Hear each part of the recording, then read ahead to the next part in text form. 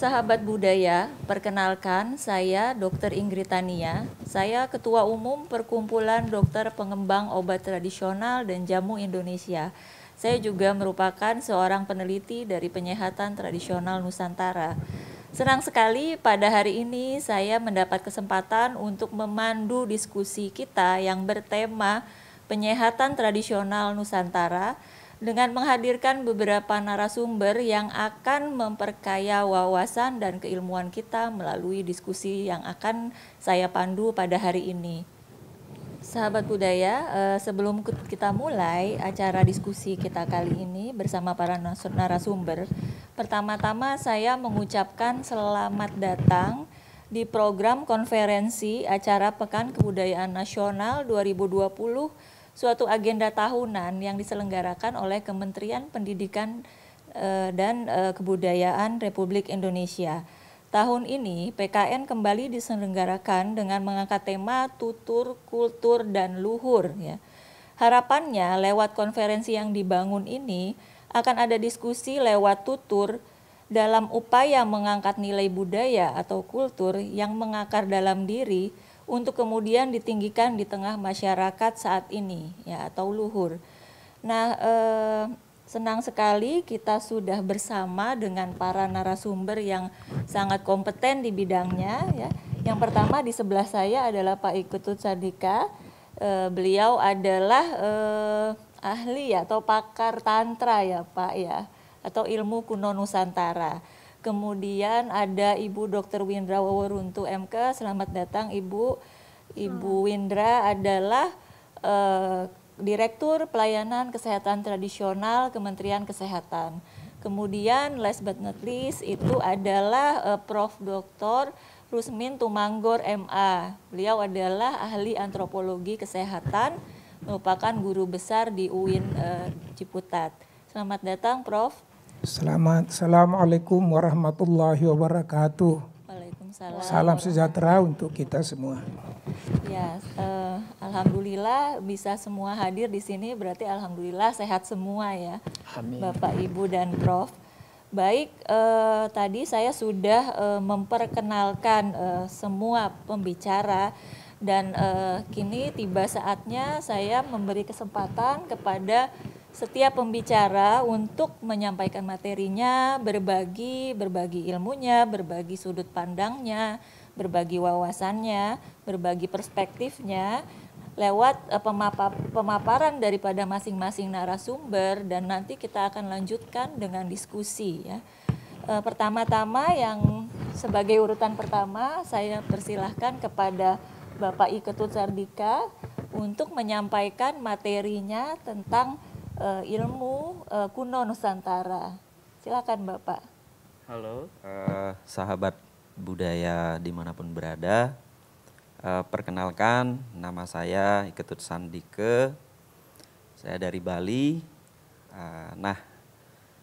Kapasitas saya hadir di tempat ini dan berbicara, saya adalah pendiri komunitas Tantra Ilmu Kuno Nusantara yang di dalamnya ada praktek-praktek pengobatan tradisional yang berbasis pada ajaran-ajaran luhur Nusantara. Nah, pada kesempatan yang berbahagia ini, saya hendak mempresentasikan atau menyampaikan beberapa hal yang penting terkait dengan tema yang sangat menarik, penyehatan tradisional Nusantara. Nah, adapun tema yang saya hendak sampaikan adalah tentang usada tantra.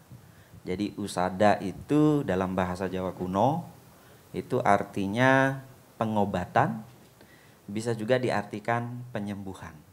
Jadi yang saya akan bicarakan ke depannya ini adalah berkaitan dengan metode-metode penyembuhan atau peta-peta pengobatan tradisional dalam perspektif tantra.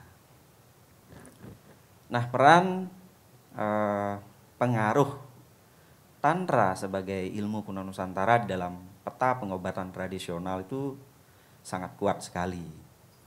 Nah, itu saya asumsikan demikian, itu berakar dari sumber-sumber literasi yang saya temukan masih tetap eksis ya.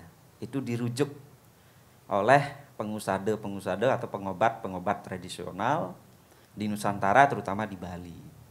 Nah, sumber literasi atau literatur yang disebut manuskrip atau lontar-lontar yang memuat tentang sistem pengobatan tradisional atau usade ini itu ada banyak.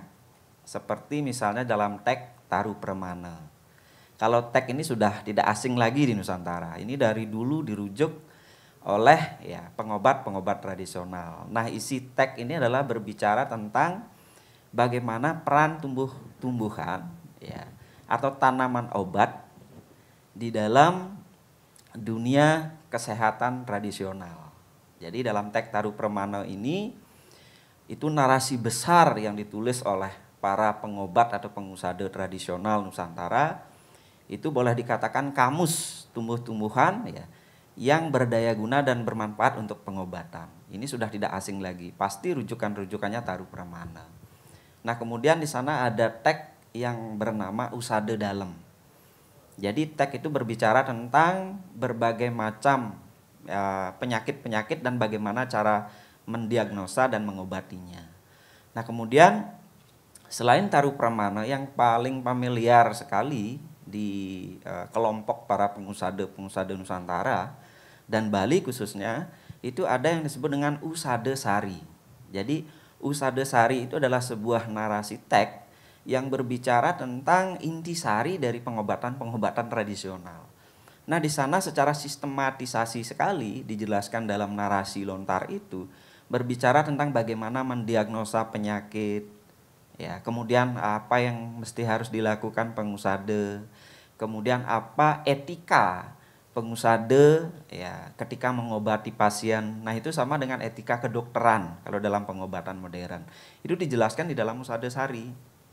Apa yang mesti harus dilakukan, kemudian cara-cara tertentu di dalam mengobati pasien, kemudian apa yang mesti harus obat, apa yang mesti harus diramu dengan takaran-takaran tertentu sehingga itu memang benar-benar bisa bermanfaat dan menyembuhkan.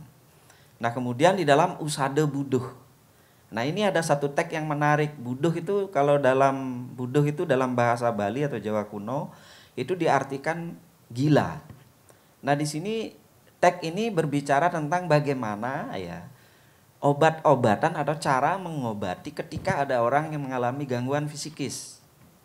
Ya, mengalami gangguan kejiwaan atau gila karena depresi dan lain halnya. Nah, di dalam narasi lontar ini itu sudah diterangkan ya berdasarkan atas pengalaman-pengalaman pengusade ya di dalam mengobati orang-orang yang mengalami gangguan fisikis.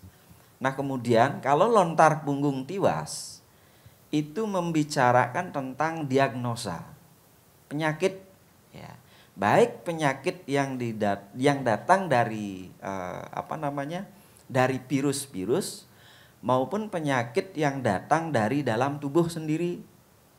Itu didiagnosa dengan cermat di dalam lontar punggung tiwas. Tentunya di sana ada ciri-cirinya, ada tanda-tandanya, kemudian ada bagaimana pengaruh suhu tubuh ketika terkena virus itu dan lain sebagainya. Itu dijelaskan dengan sangat cermat sekali oleh pengusade ya di dalam mengacu atau di dalam lontar punggung tiwas. Nah, kemudian ada yang disebut dengan Kuranto Bolong. Kalau Kuranto Bolong ini teks ini menjelaskan tentang ya ramalan-ramalan atau istilahnya tenger ya. Kalau dalam dunia pengobatan tradisional di Nusantara dan di Bali itu ada sebuah metode yang disebut dengan tenger. Kalau dalam bahasa pengobatan modernnya mungkin diagnosa ya. Jadi bagaimana seorang pengusade ini mengidentifikasi ya penyakit-penyakit yang muncul dari dalam diri seseorang ya. Bisa dilihat dari bagaimana kondisi matanya, bagaimana kondisi suhu tubuhnya. Bahkan yang menarik itu kalau diungkapkan itu adalah cara duduk pasien pun itu bisa menentukan penyakit apa yang ada di sana. Kemudian ketika pandangannya itu nerawang gitu ke sana kemari berarti itu penyakitnya berat dan susah untuk diobati. Nah, itu. Kemudian di dalam lontar Buddha Kecapi itu lebih kepada etika pengusade. Di sini sangat-sangat diperhatikan sterilisasi seorang pengusade atau pengobat atau penyembuh tradisional itu benar-benar diperhatikan di dalam teks Buddha Kecapi. Jadi kalau misalnya seorang pasien yang datang berulang kali, ya itu si pengusaha tidak boleh mengobati lagi. Karena dipandang penyakit itu tidak bisa diobati. Jadi ada alternatif lain, ya. Kemudian ini ada satu hal yang menarik etika, pengobatan tradisional. Jadi ketika ada pasien datang mesti harus ditanya, Anda sudah berobat melalui medis atau tidak? Jadi kalau jawabannya tidak, si pengusaha ini mesti harus menganjurkan ke medis terlebih dahulu. Nah, ini kan ada sebuah sinergitas dan komparasi yang menarik sesungguhnya tentang pengobatan atau etika pengobatan tradisional. Nah, kemudian kalau Ceraken Tingkep itu sebuah narasi usada atau pengobatan yang berbicara tentang ya, bagaimana cara meramu obat-obatan dengan takaran yang tepat. Jadi jenis tumbuh-tumbuhan apa? Nah, di dalam Ceraken Tingkep ini dijelaskan karakteristik tumbuhan yang digunakan untuk obat itu ada 3. Yang pertama, kalau akarnya sifatnya panas, pasti daunnya dingin. Dan batangnya itu adalah antara panas dengan dingin. Itu dijelaskan. Makanya saya selalu menyampaikan teks Ceraken Tingkep inilah ensiklopedianya tumbuhan-tumbuhan obat dengan karakteristik di dalamnya. Misalnya kalau daunnya panas, akarnya pasti dingin, ya batangnya antara panas dan dingin. Jadi itu bisa bermanfaat dan berdaya guna ketika memang benar-benar itu digali, dipelajari, kemudian direalisasikan. Nah, kemudian ada lontar dasanama dan teks warige. Kalau teks warige itu berbicara tentang ale ayuning padewasan. Jadi orang pengusada atau seorang pengusada tradisional di Nusantara dan Bali memperhitungkan waktu. Benar-benar waktu itu diperhitungkan dengan cermat. Misalnya kalau pasah misalnya, itu tidak boleh mengobati. Karena betapapun manjur obat itu tidak akan berdaya guna. Nah, jadi aspek-aspek magis, aspek-aspek megi dan kegaiban waktu itu sangat diperhitungkan. Misalnya, kalau misalnya meramu minyak atau jamu, ya, diketahui dulu bahan-bahannya dari lontar-lontar itu, kemudian mengambilnya harus memperhitungkan waktu yang tepat. Jadi ale ayu baik buruk hari itu mesti harus diperhitungkan dengan baik. Kalau ingin obat itu benar-benar manjur. Kalau pengusaha kita dulu di Nusantara itu benar-benar diperhatikan. Kebetulan kakek saya di rumah itu mewarisi tradisi-tradisi itu. Waktu kecil itu saya menyaksikan sendiri. Jadi kalau orang pasien datang itu hampir mati pasien itu, kemudian diambilkan 1 daun, kemudian di waktu yang tepat itu ditempelkan, diberikan sentuhan energi atau prana bisa sembuh. Kalau sudah waktunya. Jadi waktu itu sangat-sangat diperhitungkan sekali. Nah, teks ini ya ada banyak teks ya sesungguhnya yang tersaji yang ada. Nah, teks ini sampai dengan saat ini tetap dirujuk dalam praktek pengobatan tradisional di Bali dan di Nusantara tentunya. Nah, apalagi di Bali, lontar-lontar ini atau teks kuno ini atau ilmu-ilmu kuno Nusantara ini, manuskrip ini memang benar-benar disadur ulang, dikaji, digali, dibaca, kemudian direalisasikan oleh pengusaha tradisional di Bali, ya, sehingga muncullah metode-metode pengobatan atau peta pengobatan tradisional. Sehingga saya menyajikan sebuah peta sesungguhnya bagaimana teks ilmu kuno Nusantara tersebut berpengaruh terhadap pengobatan tradisional. Nah, dari sumber-sumber itu saya menemukan beberapa hal. Boleh saya katakan praktek atau sistem pengobatan tradisional Nusantara itu boleh dikatakan sebagai sebuah metode penyembuhan yang sangat holistik. Jadi suatu penyembuhan yang menyeluruh karena pengobatannya tidak hanya melihat aspek fisik saja, tetapi aspek fisikis dan jiwa. Jadi kalau kita petakan di dalam narasi-narasi teks itu, jadi 3 hal ini yang dilihat di dalam pengobatan tradisional. Bagaimana kondisi fisiknya, bagaimana kondisi fisikisnya, kemudian bagaimana kondisi kejiwaannya atau perilaku kejiwaannya secara psikologi. Nah, ini yang selalu berhubungan dan dilihat sebagai satu kesatuan yang tidak terpisah. Misalnya, orang yang sakit fisik ya, itu sangat berpengaruh terhadap psikis. Ya. Gangguan terhadap pikirannya. Misalnya kalau stres, berat, depresi dan lain sebagainya di tengah situasi pandemi ini misalnya, itu berpengaruh terhadap fisik. Sangat-sangat berpengaruh. Kemudian bagaimana ketika fisikis mengalami sebuah gangguan, dia berpengaruh terhadap fisik, kemudian bagaimana terhadap perilaku kejiwaannya. Nah, itu bisa diukur, nah, bisa dilihat, ya, bisa dipetakan, ya, di dalam sebuah diagnose-diagnose yang sesungguhnya sangat menarik, ya, kalau kita gali dan kalau kita munculkan di sistem pengobatan ini di dalam dunia kekinian. Nah, kemudian di dalam menelusuri aspek fisik dan fisikis serta kejiwaan ini, nah itu ada metode-metode tertentu di dalam melakukan sebuah proses pengobatan di dalam sistem pengobatan tradisional modern. Nah, yang pertama itu adalah penawar. Jadi penawar ini semacam sesuatu yang diberikan terlebih dahulu sebelum obat itu ditemukan. Jadi misalnya ketika ada pasien datang, ya, kemudian kita berikan air putih disertai dengan energi, ya, disertai dengan penempatan energi-energi tertentu, kemudian mantra-mantra tertentu atau aksara-aksara tertentu, ya, kemudian diberikan. Nah, kemudian baru didiagnosa atau ditenger. Nah, istilahnya tenger ini adalah sebuah diagnosa identifikasi. Apa keluhannya, kemudian bagaimana perilaku, pola hidupnya dan lain sebagainya itu bisa didiagnosa sedemikian rupa. Jadi kondisi fisiknya, psikisnya, kejiwaannya seperti apa. Nah, kemudian setelah didiagnosa baru terjadi proses di sana, proses pengobatan. Nah, proses pengobatan ini ada satu hal yang menarik. Jadi tidak sembarangan obat diberikan kepada si pasien, itu ada, ya, etika tertentu atau ada metode-metode atau cara, mekanisme tertentu di dalam melakukan proses pengobatan.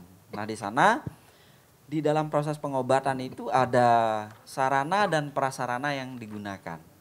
Nah, sarana dan prasarana yang digunakan bisa berupa obat-obatan tradisional, bisa dalam bentuk minyak, ya, yang diolah dari bahan-bahan herbal. Kemudian bisa dengan minuman, kalau di Bali itu disebut dengan loloh. Kalau dalam bahasa Nusantaranya itu jamu. Ya, jadi loloh atau jamu ini dibuat dari daun-daunan atau akar-akaran tertentu, ya, yang berdaya guna dan bermanfaat. Misalnya kalau didiagnosa si pasien itu panas dalam, maka jamu yang diberikan harus menggunakan karakteristik tumbuh-tumbuhan, ya, yang sifatnya dingin atau sifatnya tis gitu. Jadi untuk meredakan panas itu ya mesti harus dengan, ya, unsur-unsur yang lebih pada unsur yang memiliki karakter dingin, tumbuh-tumbuhan yang memiliki karakter dingin, dan itu sudah dipelajari oleh leluhur kita di Nusantara, kemudian dipetakan dalam narasi-narasi lontar yang sangat luar biasa. Nah, selain sarana berupa yang tadi saya sebutkan, pengobatan tradisional di Nusantara juga menggunakan metode energi. Ya, jadi menggunakan metode prana kalau dalam bahasa yang lebih modern. Jadi energi atau prana atau kekuatan atau daya-daya tertentu, ya, yang dimiliki oleh si pengusada atau si pengobat, ya, untuk menyembuhkan sakit-sakit tertentu atau penyakit-penyakit tertentu dalam tubuh. Maka selain sarana, ya, para pengusada tradisional juga menggunakan kekuatan atau daya-daya tenaga yang diolah sedemikian rupa di dalam dirinya atau yang disebut dengan prana atau bahasa sederhananya energi. Bahkan ini ada satu hal yang menarik. Bahkan ketika kita menemukan obat-obatan yang terbuat dari tanaman, tumbuh-tumbuhan atau yang lainnya, itu sebelum dijadikan jamu diberikan sentuhan prana, diberikan sentuhan energi tertentu agar benar-benar sarana itu urip, ya, meurip artinya hidup. Jadi sarana itu benar-benar memiliki daya dan manfaat yang benar-benar bertuah, itu istilahnya, untuk bagaimana menetral penyakit-penyakit. Nah, di sana ada sistem-sistem yang demikian yang sangat menarik sekali yang sampai dengan saat ini dipertahankan, sehingga pada akhirnya kesimpulan awal saya bahwa pengobatan tradisional itu merupakan sistem penyembuhan yang holistik karena melibatkan sarana dan juga prana. Nah kemudian lantas bagaimana Usada Tantra? Nah Usada Tantra ini adalah intisari dari pengobatan tradisional Nusantara ya. Nah di sini Usada Tantra ini aspek yang disembuhkan ya sudah pasti fisikis, fisik dan jiwa. Nah kemudian ada di dalamnya itu ada penyaluran energi prana, ada sistem meditasi, sentuhan, kemudian yantra, mudra, mantra, kemudian menggunakan sarana, ramuan, herbal, minyak, ya boreh, loloh atau jamu. Ada juga istilahnya koyo dan lain sebagainya ya, diolah sedemikian rupa. Dan berorientasi juga pada aksara. Ini satu hal yang menarik di dalam sistem pengobatan tradisional. Nah, aksara ini adalah energi sesungguhnya. Jadi di dalam energi itu ya, di dalam aksara itu terdapat energi-energi yang sangat luar biasa sekali, itu diberdaya gunakan dan itu dimanfaatkan ya. Sehingga dari aksara-aksara itulah energi-energi itu muncul. Contohnya, misalnya kalau orang mengobati sakit kepala gitu secara sederhana, itu tanaman apa? Itu diambil berdasarkan waktunya. Kemudian setelah bahan-bahannya tersedia dengan baik, itu diberikan sentuhan aksara. Jadi ada aksara-aksara dituliskan pada ya, sarana itu. Jadi sarana itu dituliskan sedemikian rupa, diberikan sentuhan kekuatan atau energi tertentu, energi buana agung dan buana alit atau energi tubuh atau energi jagat raya, kemudian baru diolah obat itu. Nah ini yang sangat menarik sekali, sehingga pada akhirnya sesungguhnya kita menemukan suatu makna yang menarik ya di sini, bahwa aksara itu memegang peranan penting di dalam pengobatan. Sehingga kesimpulan saya dari presentasi yang saya sampaikan bahwa sistem pengobatan tradisional itu tetap merujuk pada sumber-sumber kekunoan sastra. Ya, jadi masih tetap dipertahankan sastra itu, kemudian berdasarkan dari sumber-sumber itu kita menemukan suatu metode pengobatan yang holistik, yang di sana disembuhkan tidak hanya fisik, tetapi melibatkan fisikis dan kejiwaan. Nah di dalam prakteknya itu ada beberapa hal yang mesti harus diperhatikan.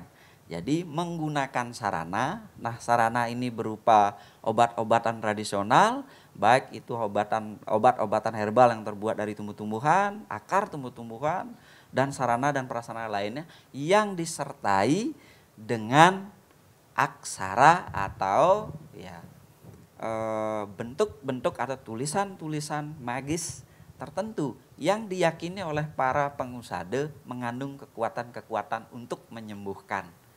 Jadi usada tantra itu sesungguhnya adalah berorientasi pada sistem atau mekanisme tersebut. Oke, demikian yang bisa saya sampaikan pada kesempatan yang berbahagia ini. Sekiranya kalau ada hal yang kurang jelas, mohon dimaafkan, dan mungkin ke depannya kita akan berdiskusi lebih dalam lagi dan lebih lama lagi terkait dengan bagaimana peran pengobatan tradisional di dalam kesehatan itu sendiri. Terima kasih. Baik, terima kasih Pak Iketut Sandika. Wah, sangat menarik sekali ya bagaimana suatu usada tantra yang dipaparkan oleh Pak Iketut Sandika, betapa penyembuhan ataupun pengobatan tradisional Nusantara itu begitu holistik gitu ya. Baik, nanti kita akan lanjut dengan diskusi ya Pak ya. Selanjutnya saya menuju Ibu Dr. Windra Waworuntu terlebih dahulu. Baik Bu, saya persilahkan untuk menyampaikan materi dari Ibu Windra, kira-kira 20 menit. Silakan ya, Bu. Baik, terima kasih Bu Ingrid. Assalamualaikum warahmatullahi wabarakatuh, sahabat muda Nusantara. Salam sejahtera untuk kita semua. Om Swastiastu, Namo Buddhaya, dan salam kebajikan. Senang sekali kita bisa berbicara di acara yang sangat baik untuk saya bisa menyampaikan bagaimana kebijakan daripada Kementerian Kesehatan dalam pelayanan kesehatan tradisional. Tentunya dalam kebijakan kita bahwa kita tahu bahwa Indonesia terdiri dari pulau-pulau dan juga suku yang kira kurang lebih kita punya suku 1.300 dan juga kita mempunyai tanaman-tanaman tradisional ataupun juga tanaman yang sangat bermanfaat dan tentunya kita Indonesia dikatakan bahwa suatu negara yang biodiversity, jadi sangat banyak ragam budaya yang tentunya juga tanaman dan olahan yang ada di Indonesia. Pelayanan kesehatan tradisional sendiri kalau secara kebijakan kita mempunyai Undang-Undang 36 tahun 2009, di mana pelayanan kesehatan itu terdiri dari ada yang konvensional dan ada juga yang tradisional. Yang konvensional tentunya adalah suatu sistem pelayanan kesehatan yang dilakukan oleh dokter dan atau tenaga kesehatan lainnya yang bisa atau berupa mengobati gejala penyakit dengan menggunakan alat pembedahan dan atau radiasi. Sementara yang tradisional itu sendiri adalah pengobatan dan atau perawatan dengan cara dan atau yang mengacu pada pengalaman dan keterampilan seperti apa yang disampaikan oleh Pak Ketut tadi, itu adalah satu skill ataupun juga yang dilakukan turun-temurun secara empiris. Jadi benar-benar kita sebut sebenarnya adalah pengobatan tradisional itu seperti yang sekarang adalah penyehatan tradisional.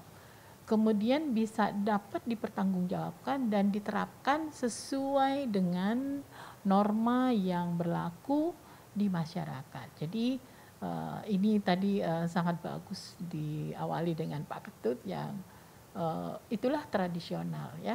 Tapi kita mempunyai kebijakan-kebijakan ataupun juga peraturan-peraturan yang diakomodir di dalam peraturan-peraturan baik Menteri Kesehatan maupun undang-undang ataupun juga peraturan pemerintah.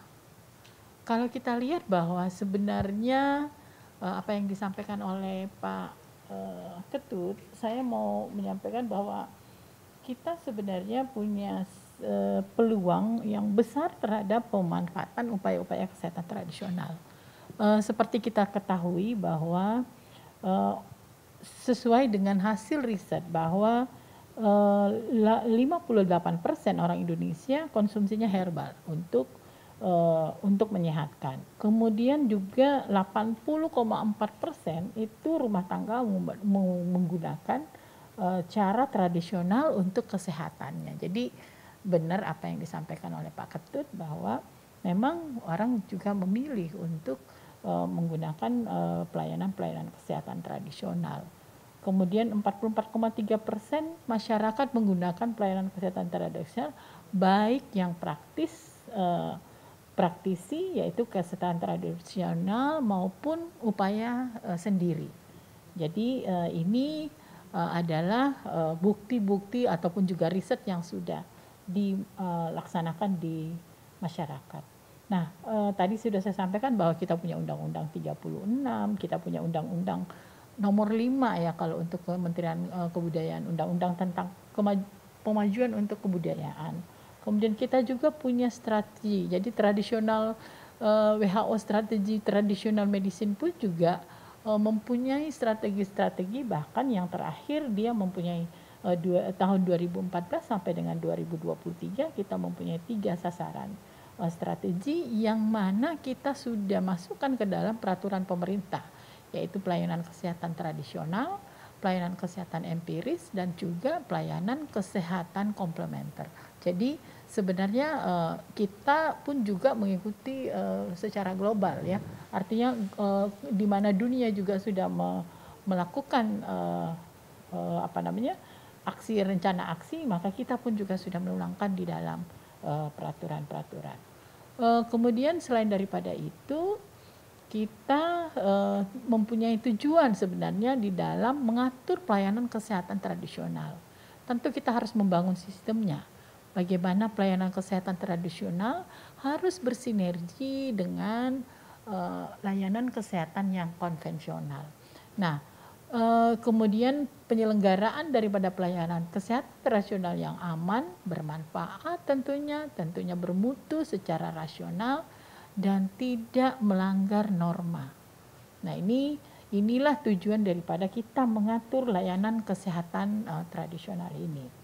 Kemudian selain daripada itu, kita juga harus memberikan perlindungan dan kita bisa memberikan kepastian hukum dan tentunya pada yang mendapat layanan ataupun juga yang memberi layanan. Jadi baik yang menerima maupun yang memberikan layanan harus kita atur ya. Kita harus memberikan perlindungan ya. Nanti Prof ya bisa memberikan penjelasan. Kemudian berikutnya kalau kita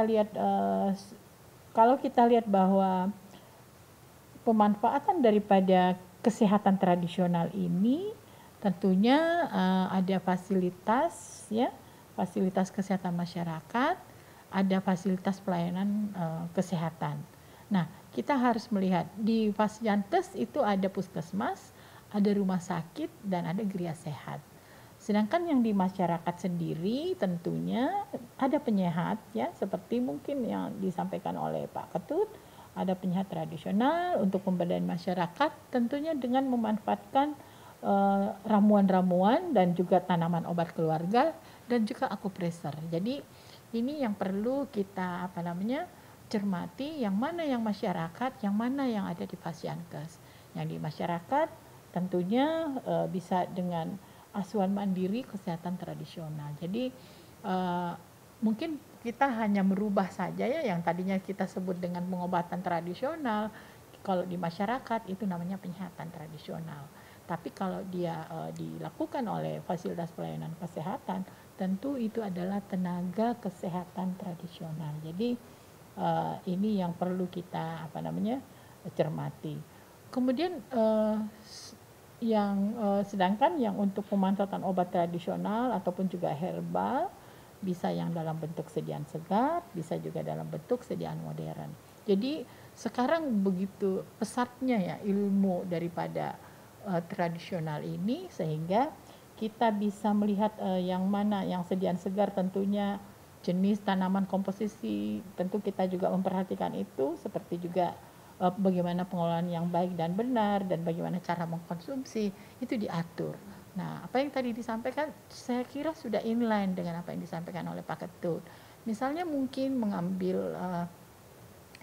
bagaimana mengambil atau cara supaya misalnya waktunya yang tepat, kemudian nanti ada orang yang diberikan yang si sakit ataupun pasien, itu pasti akan inline dengan yang diatur oleh pemerintah. Jadi tentunya yang kita atur di sini harus sesuai dengan apa yang sudah dilakukan masyarakat. Tetapi tentu kita akan selalu memperbaiki layanan-layanan sehingga teman-teman juga yang di asuhan mandiri ataupun juga untuk memberdayakan masyarakat itu selalu menjadi terus-menerus kita memperbaiki modalitas ataupun juga kompetensi daripada mereka. Sedangkan yang sediaan modern sekarang kita punya ada yang empiris base dan ada yang evidence base. Yang empiris itu adalah jamu, sedangkan yang sekarang evidence base itu adalah obat herbal terstandar. Kemudian juga yang sudah fitofarmaka, ya. Jadi inilah yang saya bilang bahwa obat tradisional ini sudah semakin maju, ya, sudah terstandar, sudah uji klinis. Kalau dia sudah uji klinis maka kita sebut dengan fitofarmaka. Kemudian yang tadi saya bilang harus setelah dia kita fitofarmaka harus ada izin edar ya dari Badan POM. Jadi inilah yang bisa kita sinergikan dengan yang ada di masyarakat. Kondisi kemasannya tentu baik, kemudian fisiknya juga dalam keadaan baik. Kemudian untuk pemanfaatan obat tradisional herbal di masa pandemi ini, karena ini kita kan lagi COVID nih, ya. Semua orang concern dengan COVID ya. Awal-awalnya kita masih belajar ya, 3 bulan pertama kita belajar. Kita 3 bulan pertama ini dan ini 3 bulan yang kedua ya, memasuki yang kedua, maka ternyata bahwa ini bisa digunakan bukan untuk pengobatan, tetapi untuk meningkatkan imunitas tubuh ya. Jadi bahkan ini juga organisasi profesi sudah merekomendasikan ya. Kalau di China itu juga memakai ini. Tapi kalau Afrika malah lebih sudah merekomendasikan untuk mereka ya. Tetapi sampai hari ini pun juga WHO dibolehkan untuk menggunakan obat tradisional. Jadi obat tradisional ini sebagai imunodulator. Jadi yang pertama bahwa dia tidak mengandung obat zat aktif ya, contohnya jahe merah, temulawak ya, kunyit, kemudian juga ada meniran. Jadi ini adalah obat-obat yang bisa digunakan untuk meningkatkan imun.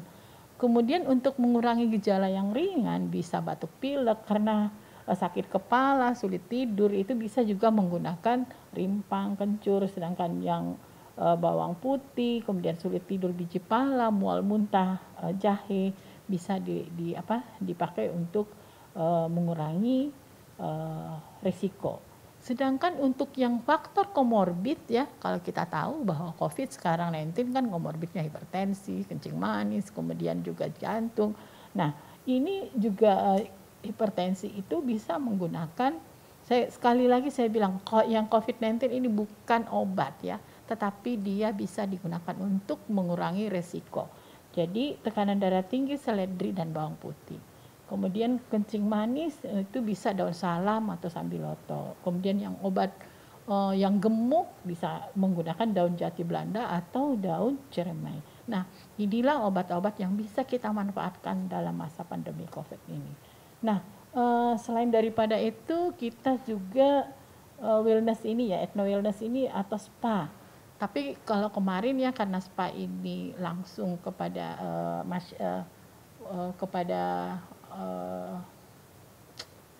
orangnya langsung, maka untuk sementaranya spanya tunggu dulu. Tetapi sebenarnya sih kalau protokol kesehatan dipatuhi sebenarnya bisa ya. Tapi ya kita ini saja ya untuk sementara kita cut dulu, tetapi mudah-mudahan ke depan spa ini juga sebenarnya bisa digunakan untuk selain daripada ini bisa untuk ramuan tradisional atau rempah-rempah ini pasti ada bisa untuk banyak sih sebenarnya ya spa ini bisa digunakan, dan setiap daerah itu mempunyai karakteristik sendiri.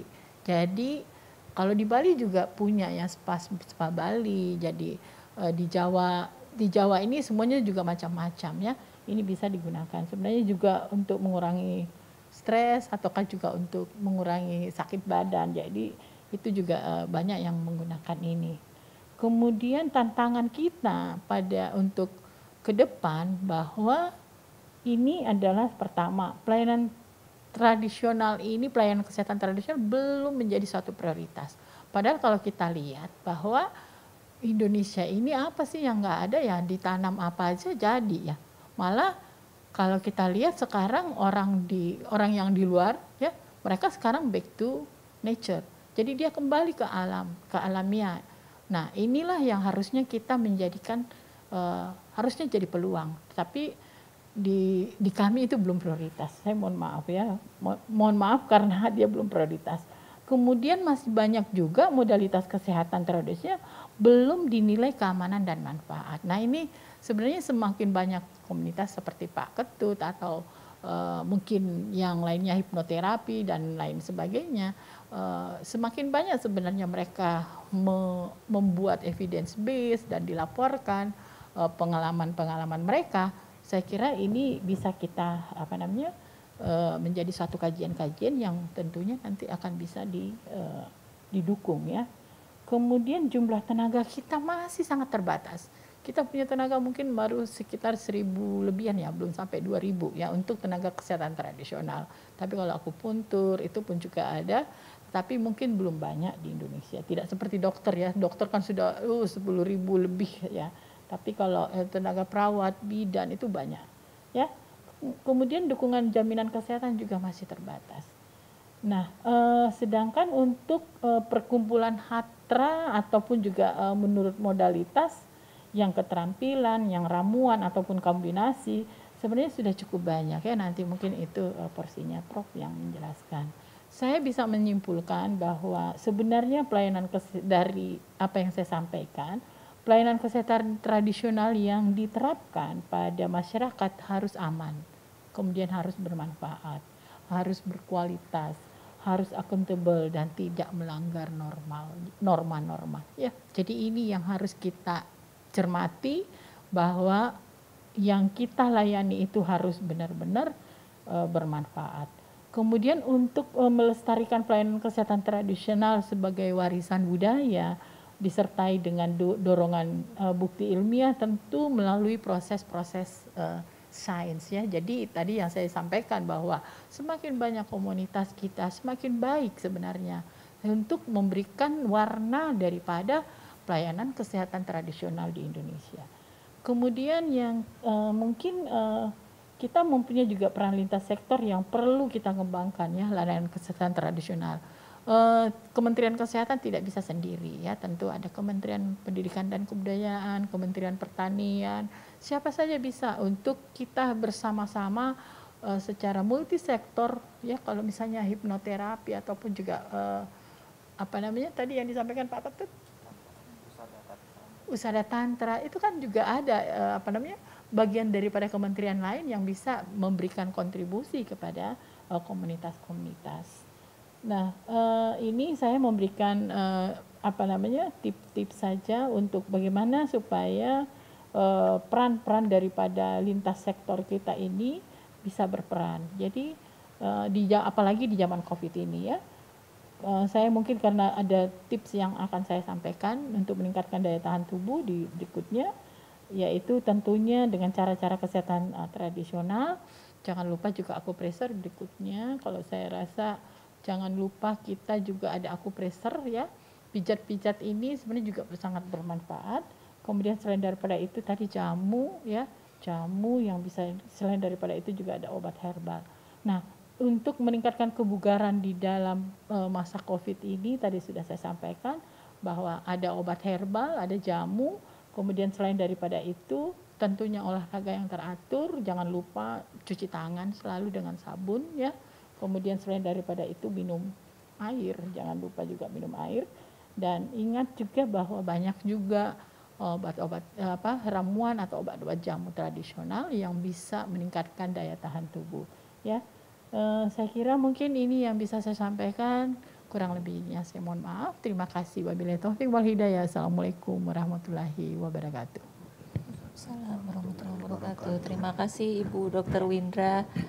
Paparannya memang karena Ibu dari Kementerian Kesehatan, maka lebih banyak berbicara tentang bagaimana regulasi kebijakan ya tentang pelayanan kesehatan tradisional, dan juga ada tambahan tadi tentang bagaimana pemanfaatan penyehatan tradisional ini di masa pandemi COVID-19.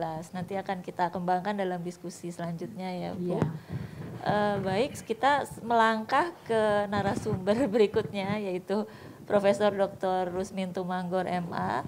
Kepada Prof. Rusmin, saya persilahkan untuk menyampaikan bagaimana pandangannya gitu ya tentang materi misalnya lanskap penyehatan tradisional di Indonesia ini bagaimana, Prof?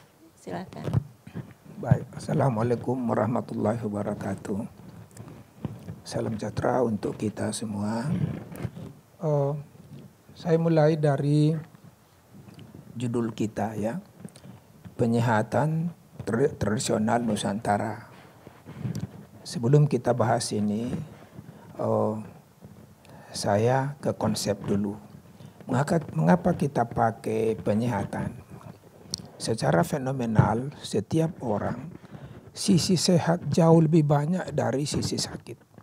Walaupun pada masa tertentu sebuah penyakit bisa saja membawa kepada kematian, seperti traumatik, yang umpamanya tabrakan. Nah, sungguhnya sisi lain masih sehat, tapi dia harus sampai kepada kematian. Yang kedua, dalam kehidupan manusia itu sesungguhnya konsep besarnya itu memang sehat. Jika sehat itu goncang, baru ada kata penyakit. Kemudian jika ada upaya untuk mengembalikan kegoncangan manusia itu, maka disebutkan dengan upaya penyehatan kuratif, kemudian terapi, dan medicine. Ini konsep-konsep yang dipakai. Oleh karena itu, juga secara kelembagaan sesungguhnya sudah lama kementerian kita namanya Kementerian Kesehatan, bukan Kementerian Kepenyakitan. Nah, namun mungkin kritikan pemikiran yang terjadi mungkin yang kita sekarang ini sudah menjadi orang-orang yang di depan, maka tentu rumah sakit harus menjadi nomor 2-nya, tapi nomor 1-nya bagaimana upaya konstanta kesehatan itu lebih besar. Nah gitu ya, jadi rumah sakit nomor 2-nya. Jadi itu yang pertama. Sisi lain sesungguhnya sudah masuk ke kerucut yang paling dekat, yaitu puskesmas, pusat kesehatan masyarakat, itu DAPAS. Jadi bukan pusat kepenyakitan masyarakat. Di dunia juga begitu. WHO, World Health Organization, Persatuan Kesehatan Sedunia, bukan World Disease Organization. Nah, jadi oleh karena itu tinggal barangkali pada porsi kerja yang harus dibudayakan adalah mengutamakan semua bahan-bahan untuk mempertahankan kesehatan. Tadi dari singgung Ibu sedikit tentang imuno, kan? Baru nanti ke arah yang menyimpang dari situ, baru ke arah penyakit. Dengan kondisi sakit itulah baru lahir konsep rumah sakit, yaitu hospital kalau menurut orang Inggris. Itu sekedar konsepsi. Nah, dan ini juga menjadi bahan bagi diskusi kami di Litbang pada tahun 2012, yaitu mula-mula lahir buku kita yang namanya Body of Knowledge, Sistem Pengobatan Tradisional Indonesia. Tapi dengan diskusi kita dengan teman-teman yang banyak di situ, Pak Agus Puradianto, Pak Trihono, dengan yang lain-lain, Pak Siswanto, membuat pemikiran yang berfilosofi ke dalam. Yaitu kalau begitu yang untuk tradisional ini sesungguhnya bisa dikatakan lebih berperanan banyak kepada penyehatan, bukan kepada pengobatan.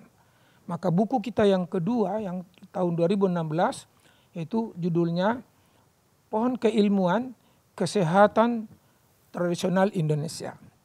Nah gitu. Nah itu sekedar pengkonsepsian ya. Jadi oleh karena itu sesungguhnya ada beberapa konsep yang perlu kita luruskan di dalam masyarakat. Umpamanya seperti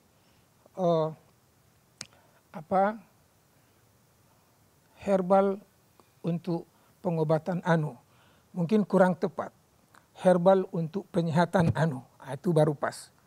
Bahwa nanti ada sisi konsep kita kan ada 5, yaitu konstruktif, yaitu pertumbuhan pengembangan. Yang kalau di dalam Depkes itu Kemkes sering dipakai dulu istilah promotif. Sesungguhnya itu adalah untuk pertumbuhan perkembangan, mulai dari anak dalam kandungan sampai ke bayi dan seterusnya. Lalu yang kedua adalah preventif, pencegahan. Yang ketiga baru kuratif, pengobatan untuk penyembuhan. Kemudian baru rehabilitatif, memposisikan seseorang sesudah pasca pengobatan. Baru preservasi atau paliatif, mempertahankan semua kondisi supaya tetap dalam keadaan sehat. Jika kita lihat ini, maka sesungguhnya peranan yang namanya peranan dari tradisional itu pada umumnya berada pada untuk pertumbuhan dan pengembangan dan pada pencegahan. Jadi tidak langsung kita menggunakan kata pengobatan. Nah, tapi ini mungkin saja karena budaya rumah sakit berbicara tentang pengobatan supaya masyarakat tertarik. Jadi pengobatan dengan hijamah, yaitu dengan bekam, ya. Pengobatan dengan herbal anu. Nah, padahal sesungguhnya posisinya bukan untuk pengobatan tetapi untuk konstruktif, untuk perbaikan imuno dan yang lain-lain, untuk sama dengan perbaikan bagian-bagian dari PNIE-nya, ya, psikonya, neuronnya, imunonya, endokrinnya dan eksokrinnya. Pada posisi itu, baru nanti kalau goncang, baru pada posisi pengobatan. Ada memang sebagian seperti herba, ada bagian untuk pengobatan. Umpamanya saja diare, kalau diare umpamanya tidak ada lodia atau tidak ada diatap, nah itu bisa dengan daun jambu kelutuk itu. Karena dia juga mengandung antibiotik juga. Nah gitu ya. Begitu juga sakit gigi dengan sirih. Nah, jadi ini sesungguhnya sudah pada tatanan kuratif, ya, kuratif ringan. Tapi kalau sudah sampai kepada bakteri yang banyak, itu mesti dengan pengobatan yang digunakan pada konvensional medicine. Nah, jadi gitu. Lalu yang kedua, kapankah sesungguhnya kesehatan tradisional ini?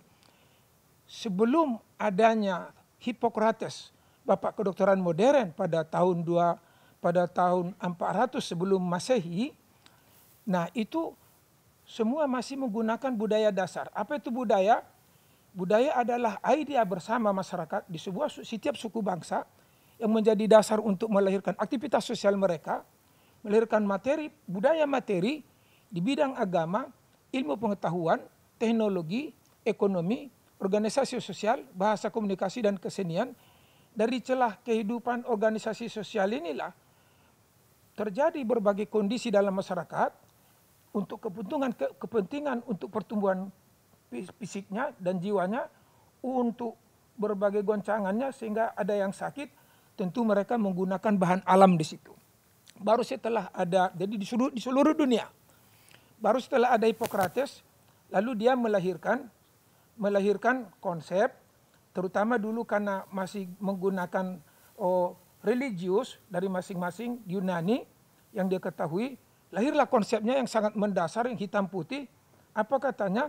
I do not believe that the human body is overbehold by a god. Kalau kita artikan dengan bebas, saya tidak percaya ada campur tangan Tuhan terhadap manusia. Nah, begitu ekstrimnya. Dalam arti untuk pengobatan, manusia aktif, Tuhan pasif. Lahirlah teori dia, sehat itu adalah karena kondisi tidak ada goncangan pada manusia, terutama cairannya, humoralnya, bukan humor yang lawak itu ya, tapi humoral cairan. Lahirlah teorinya, humoral health theory. Kemudian kapankah ini berubah? Apabila terjadi imbalancing, tidak ada keseimbangan di antara humoralnya. Lahirlah teori dia, humoral disease theory. Kemudian apa solusinya? Lahirlah teorinya humoral medicine theory, teori pengobatan dengan cairan. Nah, akan tetapi nanti kalau kita lihat realnya, sesungguhnya yang dipakai cairan itu dari mana? Tumbuhan juga, dari hewan juga, cuma diambil ekstraknya. Jadi sesungguhnya biar medis konvensional maupun tradisional bahannya sama, tetap tumbuhan, cuma di sini mengambil khusus ekstraknya, sedangkan konvensional masih sering menggunakan simplicia, yaitu baik tunggal maupun cairan. Jadi itu sesungguhnya.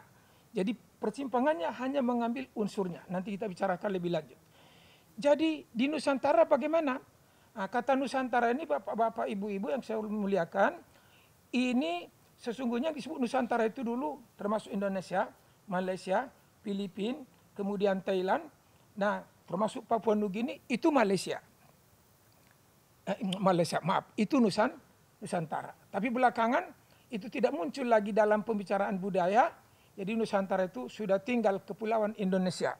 Dari Sabang sampai Merauke, dari Miangas sampai ke Rote, yang kita memiliki 17.000 pulau di Indonesia ini. Tinggal itu yang disebut Nusantara. Nah, dalam pembicaraan kita tadi, kejahatan tradisional Nusantara berarti sejak kapan? Untold story. Tidak tahu kita tahun berapa mulainya, akan tetapi sebelum masuk konvensional medicine di Indonesia pasti menggunakan penyihatan tradisional. Nah gitu, sebelum masuk konvensional medicine. Kemudian sudah masuk konvensional medicine, nah tentu tapi tradisional dulu, kesehatan tradisional. Apa saja yang digunakan? Tadi sudah dibahas, ada yang dari tumbuhan, spesies, genus, famili tumbuhan. Nah saya sendiri dalam penelitian disertasi saya di Barus, sebuah kecamatan, menggunakan 300 spesies tumbuhan, kemudian juga menggunakan 87 jenis hewan, kemudian 12 mineral. Inilah yang digunakan untuk menyembuhkan 117 jenis penyakit menurut kategorisasi klasifikasi masyarakat. Bukan klasifikasi di conventional medicine. Nah kemudian saya temukan 930 mantra dan jampi, yaitu doa untuk penyakit itu. Nah bahkan ada yang dari lokal, saya arti Hakama Sipele Semangot, saya artikan itu adalah sama dengan Hindu, kan? Kemudian yang kedua dari Yahudi, karena ada doa di situ, Ben Somerlah Birhaman Birhamin Yasah Yasih Yaswa. Kemudian ada di Cina dimulai dari Hong, diakhiri dengan Ha. Kemudian ada dari Islam dimulai dari Ta'awud, Uzubillah minasyaitonirrajim, Bismillahirrahmanirrahim. Kemudian mantra dan jampi yang berlapis-lapis, baru berkat petua guru, berarti pakai perantara wasilah, berkat Rasulullah, berkat la ilaha illallah. Satu model lagi yang dari Islam, A'udzu, basmalah, kemudian surat Al-Ikhlas, kemudian juga Yasin, baru doa-doa mujarrabat. Nah, jadi kemudian inilah yang terjadi di masyarakat Barus itu. Nah, kemudian waktu saya bawa itu ke Herbarium Bogoriensis di Bogor, yang 300 spesies tadi, ternyata 37% sama diagnosis pengobatan tradisional dengan diagnosis dukun, yaitu sama-sama fungsinya untuk penyakit. Hanya 63 lagi berbeda. Nah, jadi kalau kita peroleh sesungguhnya, sekarang ini sudah, sejak tahun 2013 kita dari Litbang sudah mencoba melihat secara etnofarmasi, ya, etnofarmasi, meneliti sejumlah wilayah, belum semuanya karena tadi Ibu mengatakan ada 1.300 suku bangsa kita. Nah saya membaca dari Profesor Dr. Yunus Melalatoa, yaitu orang Aceh, dulu dari UI, kami sama dari UI, kemudian dia dosen saya dulu. Nah kemudian di tahun 83 kerjasama dengan P dan K meneliti 440 suku bangsa di Indonesia, tapi sub-suku bangsanya ada 2000-an. Nah gitu ya. Jadi induk sukunya 440 suku bangsa, tapi sub-suku bangsanya ada 2000-an. Nah jadi kalau kita ambil yang dari 440 suku bangsa ini, tumbuhan yang ada di situ, hewan yang ada di situ, kemudian kita teliti apa saja unsurnya dan apa khasiatnya kepada kesehatan kita, nah itu saya kira kaya sekali kita. Nah baru nanti mana yang cocok untuk conventional medicine. Nah cuma sampai sekarang belum terjadi. Mudah-mudahan nanti ke depan ini banyak ahli-ahli dari berbagai bidang untuk melakukan penelitian itu. Kita punya kekayaan, bila perlu punya ensiklopedi tentang tumbuhan Indonesia, khasiatnya, kemudian ini untuk kesehatan dan baik untuk fisik. Tadi digambarkan oleh Bapak apa yang dari Bali. Dari WHO itu Bapak-bapak dan Ibu-ibu, sehat itu 4. Termasuk di Undang-Undang kita nomor 36 tahun 2009. Health is a state of physical, mental, social, and spiritual well-being, and not merely the absence of disease or infirmity. Sehat adalah terdapat kondisi yang prima pada fisiknya, ya berarti pada anatominya, kepalanya, lehernya, tangannya, badannya, kakinya. Nah, kemudian dari segi jiwa, apa yang dimaksudkan dengan mental? Sesungguhnya mental itu, saya dulu bidang saya pengajar kesehatan jiwa, ilmu jawab normal dan penyembuhan jiwa non medical teknik. Mulai tahun 1974 sampai 2002 sebelum saya berubah menjadi bidang antropologi kesehatan atau medical anthropology.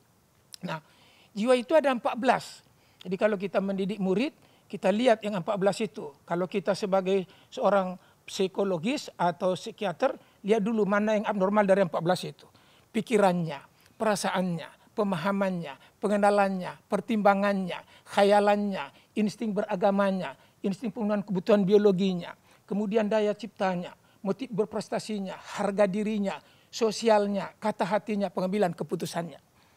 Jadi yang abnormal itu, nah kita lihat nanti ciri orang abnormal itu ada 4 pada kondisi jiwanya. Ada gejalanya yaitu sering terjadi ilusi, halusinasi, delusi.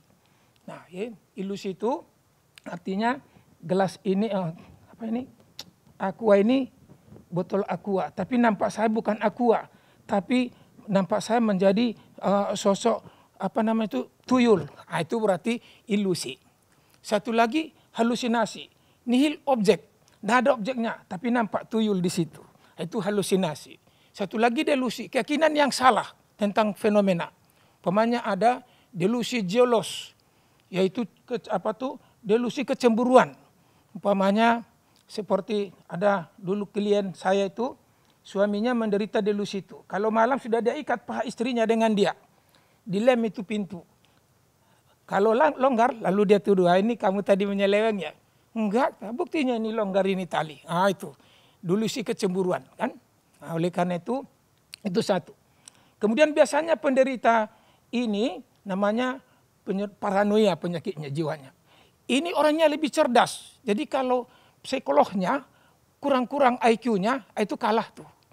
Ya, harus lebih cerdas. Nah, sedemikian. Jadi orang penderita ini cerdas. Nah, jadi bagaimana kita bicara tentang komponen kepada tradisional penyehatan tradisional, maka tumbuhan-tumbuhan kita ini jika kita kumpulkan, nah itu akan sangat luar biasa. Satu. Lalu yang kedua yang berkembang di Indonesia itu tadi yang menggunakan herba. Nah, saya sering mengkritik kata herbal, di diskusi kami pun sering saya kritik. Jangan pakai kata herbal. Kata herbal itu sendiri adalah sudah diambil dari herb, kalau bahasa Inggrisnya, itu sudah dikonsepsikan oleh orang-orang dari luar Indonesia seperti Chinese, kemudian Amerika. Jadi yang kata herbal itu sendiri dipakai, idenya sudah ada pada mereka, filosofinya pada mereka, bahannya pada mereka, lalu diadopsi di sini. Kalau pertanyaannya secara etiko-legal edukasi, kapan dia dididik untuk itu? Kalau kita seperti jamu kan sudah kita didik 500 dokter untuk sertifikasi jamu. Kalau tanya ini sertifikat saya. Tapi kalau herba orangnya di sana. Kapan kita dididik sehingga punya sertifikat untuk mengedarkan herbal itu di Indonesia? Dan belum tentu juga penyakit orang di luar negeri di China sana sama dengan kondisi fisik di sini lalu itu diberikan. Nah, ini saya kira hal kritikan saya tentang kata L. Sehingga sering saya anjurkan kawan pakai herba. Herba itu artinya tumbuhan memang, yaitu herba, tumbuhan. Tapi kalau herba sudah konsep sebuah model dan materi pengobatan yang sudah diciptakan di luar lalu dikirim ke kita. Nah, itu saya kira sekedar konsep ya. Saya sering akan sering mengkritisi konsep-konsep yang seperti itu. Nah, kemudian di Indonesia ada juga yang keterampilan tadi, pijat ya. Pijat. Nah, kemudian ada juga tadi ethno wellness di situ. Nah, jadi pijat itu memang sangat sudah terbudayakan sejak lama. Bagian dari untuk pijat itu juga macam-macam ya. Ada yang untuk sekedar pengembalian urat dan sebagainya. Ada juga yang pijat untuk patah tulang.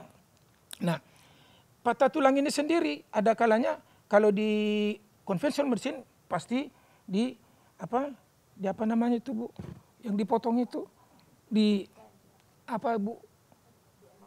Amputasi. Nah, tapi kalau dari dukun patah itu tidak perlu diamputasi. Cuma memang ada debat di situ. Kadang-kadang kalau diamputasi atau ditaruh dikip dulu bisa kembali tetapi tidak berfungsi. Tapi mereka kalau dilihat di ronsen nanti tidak sempurna tapi bisa berfungsi. Tinggal lagi pertanyaan kita, mana lebih bagus dia sempurna tapi tidak berfungsi, tapi kurang sempurna tapi berfungsi. Nah, ini suatu debat filosofi di dalam sebuah pengobatan. Nah, jadi ini berkembang di Indonesia. Ethno wellness tadi, Bu Direktur, itu terlahir dalam kajian waktu saya diundang oleh beberapa pengurus SEPA ke Kementerian KRAP, itu ekonomi kreatif dan budaya. Saya bilang mari kita kembali ke etno kita. Kita memiliki 440 suku bangsa, masing-masing punya cara untuk pengobatan, untuk spa. Tanpa yang sekarang ini yang dianut oleh di hotel-hotel itu kan spa yang pakai esek-esek yang dari barat. Mari ambil yang dari etno kita. Nah, lahirlah akhirnya waktu itu sudah ada bukunya, tapi belum diterbitkan. Kemudian ada perdebatan-perdebatan, yaitu spa Minang, kemudian spa Banjar, kemudian spa Bali, kemudian spa Madura, kemudian spa Bugis, kemudian spa Minahasa, kemudian spa Betawi, kemudian spa Batak. Nah, spa Batak itu sendiri, saya dulu ada di internet, saya membuat model bagaimana kusuk Batak. Nah, kemudian apa tumbuhan yang dipakai untuk itu. Nah, tumbuhan yang dipakai untuk itu. Nah, jadi cuma kalau pernah saya buka tidak ada lagi saya lihat kan. Nah, jadi itu 9 ethno wellness itu yang sudah. Tapi sayangnya bukunya itu belum diterbitkan. Katanya anggarannya nggak ada. Nah, belakangan ini saran saya kepada para teman-teman pengurus SPA, jangan lagi Kemenkokrab dengan masalah ilmunya. Kementerian Kesehatan ilmunya, bisnisnya Kemenkokrab gitu. Nah, itu teman-teman nampaknya sudah mulai mau ke situ. Itu mengenai ethno wellness tadi. Nah, jadi inilah kira-kira. Nah, kemudian tadi ada apa tadi itu Pak? Yang di Bali yang Saudara Tantra. Nah, itu saya kira juga hal yang lahir di dalam budaya kita. Nah, kemudian juga ada yang dari Arab, yaitu sekarang itu yang namanya ru'yah syariah. Nah, itu baru sedang didiskusikan akan bisakah itu menjadi kemitraan di dalam Kementerian Kesehatan atau tidak. Nah, kemudian ada lagi pokoknya ada keterampilan tadi ya, ada menggunakan tumbuhan, kemudian ada yang pengalaman tadi Bu ya. Nah, dari 3 ini berlahiran cabang-cabangnya dan sampai sekarang pendidikannya belum ada diakomodasi oleh negara. Nah, saya kira itu penting ya, baik di SLTA-nya maupun di S1, S2 atau S1, S2-nya dulu lah. Sampai sekarang belum ada. Yang ada hanya baru kursus-kursus. Nah, kursus ini sendiri kan belum tentu memberikan suatu kelengkapan dalam keilmuan yang harus dia jadikan langkah dia praktek pada sebagai terapis. Nah, ini saya kira, tapi kesimpulan saya, penghijauan tradisional itu tidak mungkin kita hilangkan, dan kalaupun kita hilangkan rugi. Mengapa? Tidak semua penyakit itu juga dapat diatasi dengan tradisional conventional medicine. Bahkan conventional medicine pun sudah pecah 2. Sebagian sekarang begitu dia melihat banyaknya efek samping dari obat-obat, sehingga lahirlah konsep mereka, who is the doctor? Sangat tajam, the doctor is killer. Dokter adalah pembunuh, begitu ya. Kemudian mereka masuk kepada herba, dia teliti sedalam-dalamnya. Lahirlah sekarang satu kelompok dari conventional medicine, dokter juga, yaitu functional medicine. Kalau di Indonesia orangnya Dr. Amrullah H. Siregar, kemudian PhD, kemudian ada berapa lagi, ada 10 titelnya saya lihat itu. Nah, dan dokter-dokter, dan saya sudah pernah dapat sertifikat dari pendidikan yang mereka berikan. Cuma saya tidak begitu dalam, sehingga saya belum begitu berani untuk menjadikan beberapa herba untuk kajian terhadap teman-teman di klien. Nah, saya sendiri untuk ini tidak berpraktek. Tapi juga di masyarakat ada 2 yang penting Ibu Direktur. Ada yang herba itu ke arah ambil ekstrak.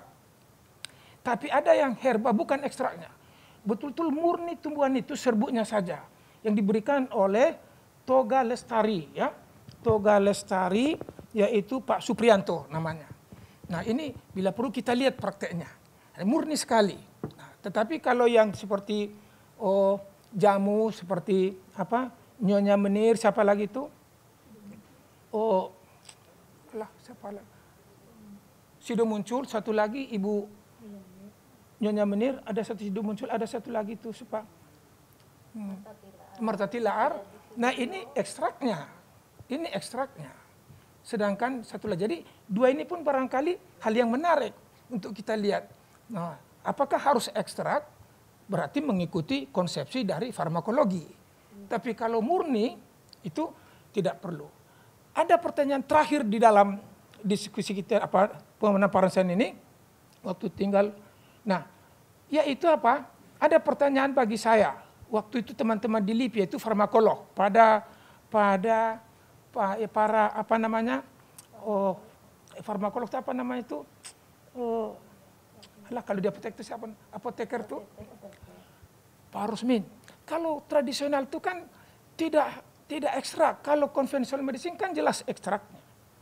Jadi kan itu jelas, fungsinya jelas. Kalau ini enggak jelas. Lalu saya katakan menjawab itu begini Bu Dokter. Ada pertanyaan saya. Adakah pasien manusia sejak lahir itu dikasih ekstrak sampai mati? Enggak ada. Yang dikasih adalah berbaur. Ada sayur sedikit situ, kemudian ada nasi sedikit, ada ikan sedikit, masih bercampur di situ antara yang ampas dengan yang bukan. Tapi dimasukkan ke mulut. Kemudian nanti apa namanya di sini itu yang pertama? Lambungnya masuk ke usus besar, usus halus, disitulah dia memproses. Ini yang untuk darah, ini untuk vitamin ini untuk sirkulasi, ini untuk metabolisme, ini untuk sampah untuk dibuang. Ini yang untuk sampah untuk dibuang untuk spesies, ini untuk urin yang dibuang. Jadi dia yang mengolah. Jadi sesungguhnya hanya kalau orang sakitlah kita pakai ekstrak. Tapi kalau orang sehat jangan pakai ekstrak. Biarlah dengan yang alami itu. Jadi serba biarlah dia dengan dunianya sendiri. Karena fenomenanya tidak ada orang yang lahir ke dunia ini mulai dari kandungannya dikasih herbal, dikasih dengan ekstrak sampai lahir ekstrak, hidupnya selalu ekstrak. Nah, tidak ada itu. Yang ada hanya untuk orang sakit lah yang cocok pakai ekstrak. Nah itu kira-kira analisa pemikirannya. Terima kasih. Assalamualaikum warahmatullahi wabarakatuh. Salam sejahtera untuk kita semua. Ya, waalaikumsalam warahmatullahi wabarakatuh. Terima kasih Prof. Rusmin. Sangat kaya memberikan wawasan dan materi ya untuk kita semua. Baik, saya akan melangkah pada sesi diskusi ya atau tanya jawab. Mungkin saya akan bertanya secara berurutan dulu kepada Bapak I Ketut Sandika ya, kepada pembicara pertama terkait dengan tadi pemaparan materi dari Pak I Ketut Sandika. Mungkin saya akan lebih banyak bertanya dari sisi konsepsi dan filosofinya gitu ya Pak. Nah tadi kita kan kenal istilah tantra nih.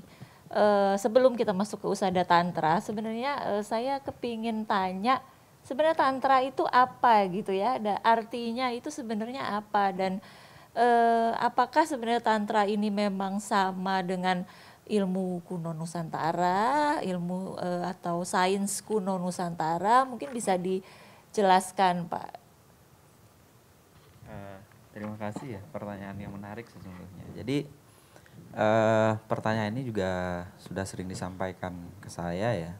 Jadi apa sih tantra itu? Nah, tantra itu adalah sebuah istilah ya yang merujuk pada praktek-praktek spiritual sesungguhnya ya yang berakar dari tradisi-tradisi Nusantara.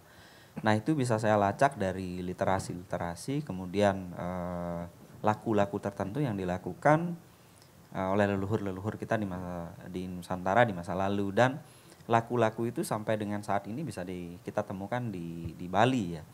Kalau di Jawa mungkin ada beberapa yang melakoni tradisi-tradisi tantra itu. Nah, di Bali saya temukan. Nah, di dalam tradisi-tradisi spiritual itu memang ada metode-metode tertentu. Ya, salah satunya dari metode yang ada di dalam tradisi spiritual itu yang metode penyembuhan itu. Ya, kalau dalam bahasanya Pak Prof tadi ya metode penyehatan tradisional tentunya di sana ada. Nah, itu sebenarnya tantra itu. Kalau diartikan secara terminologinya, tantra itu artinya menenun atau merajut. Nah, di sini kalau kita berikan makna yang lebih luas dan lebih dalam lagi, maka apa yang dirajut dan ditenun. Nah, tentunya kalau dalam konteks penyehatan tradisional Nusantara tentunya adalah hasil-hasil bumi kita yang ada di Nusantara itu diramu, dirajut, kemudian ditenun sedemikian rupa menjadi sebuah obat-obatan tradisional yang bermanfaat dan berdaya guna. Maka saya berani menyatakan bahwa di dalam tradisi spiritual Nusantara yang tantrik ini atau tantra ini, di sana memang ada metode-metode pengobatan yang sangat luar biasa sekali. Itu terlacak dari sumber-sumber lontar, dan apalagi tadi disampaikan oleh Pak Prof, itu ada beberapa konsep-konsep yang memang memiliki relevansi ya, kesesuaian dengan tradisi-tradisi spiritual Nusantara yang dalam hal ini tantra itu. Oke, berarti merajut gitu ya atau menenun. Nah, tadi menarik tadi Bapak menyebutkan tentang spiritual gitu ya. Nah, saya ingin menanyakan nih bagaimana ilmu kuno Nusantara ini ataupun tantra dengan ajaran agama leluhur Nusantara nih. Jadi kaitannya dalam menjelaskan konsep kesehatan tubuh manusia gitu ya, dan peta penyehatan atau pengobatan tradisional. Gitu. Jadi satu hal yang menarik ya sesungguhnya dari apa yang saya gali dari tradisi-tradisi spiritual tantra, khususnya pengobatan, berbicara tentang agama juga ya, kepercayaan dan keyakinan leluhur Nusantara di masa silam, bahwa ada satu keyakinan bahwa sakit dan obat itu ada di dalam diri sesungguhnya. Jadi ini satu hal yang prinsip ketika kita berbicara tentang usada tantra atau pengobatan tantra atau tradisi-tradisi spiritual pengobatan yang berbasis pada tantra.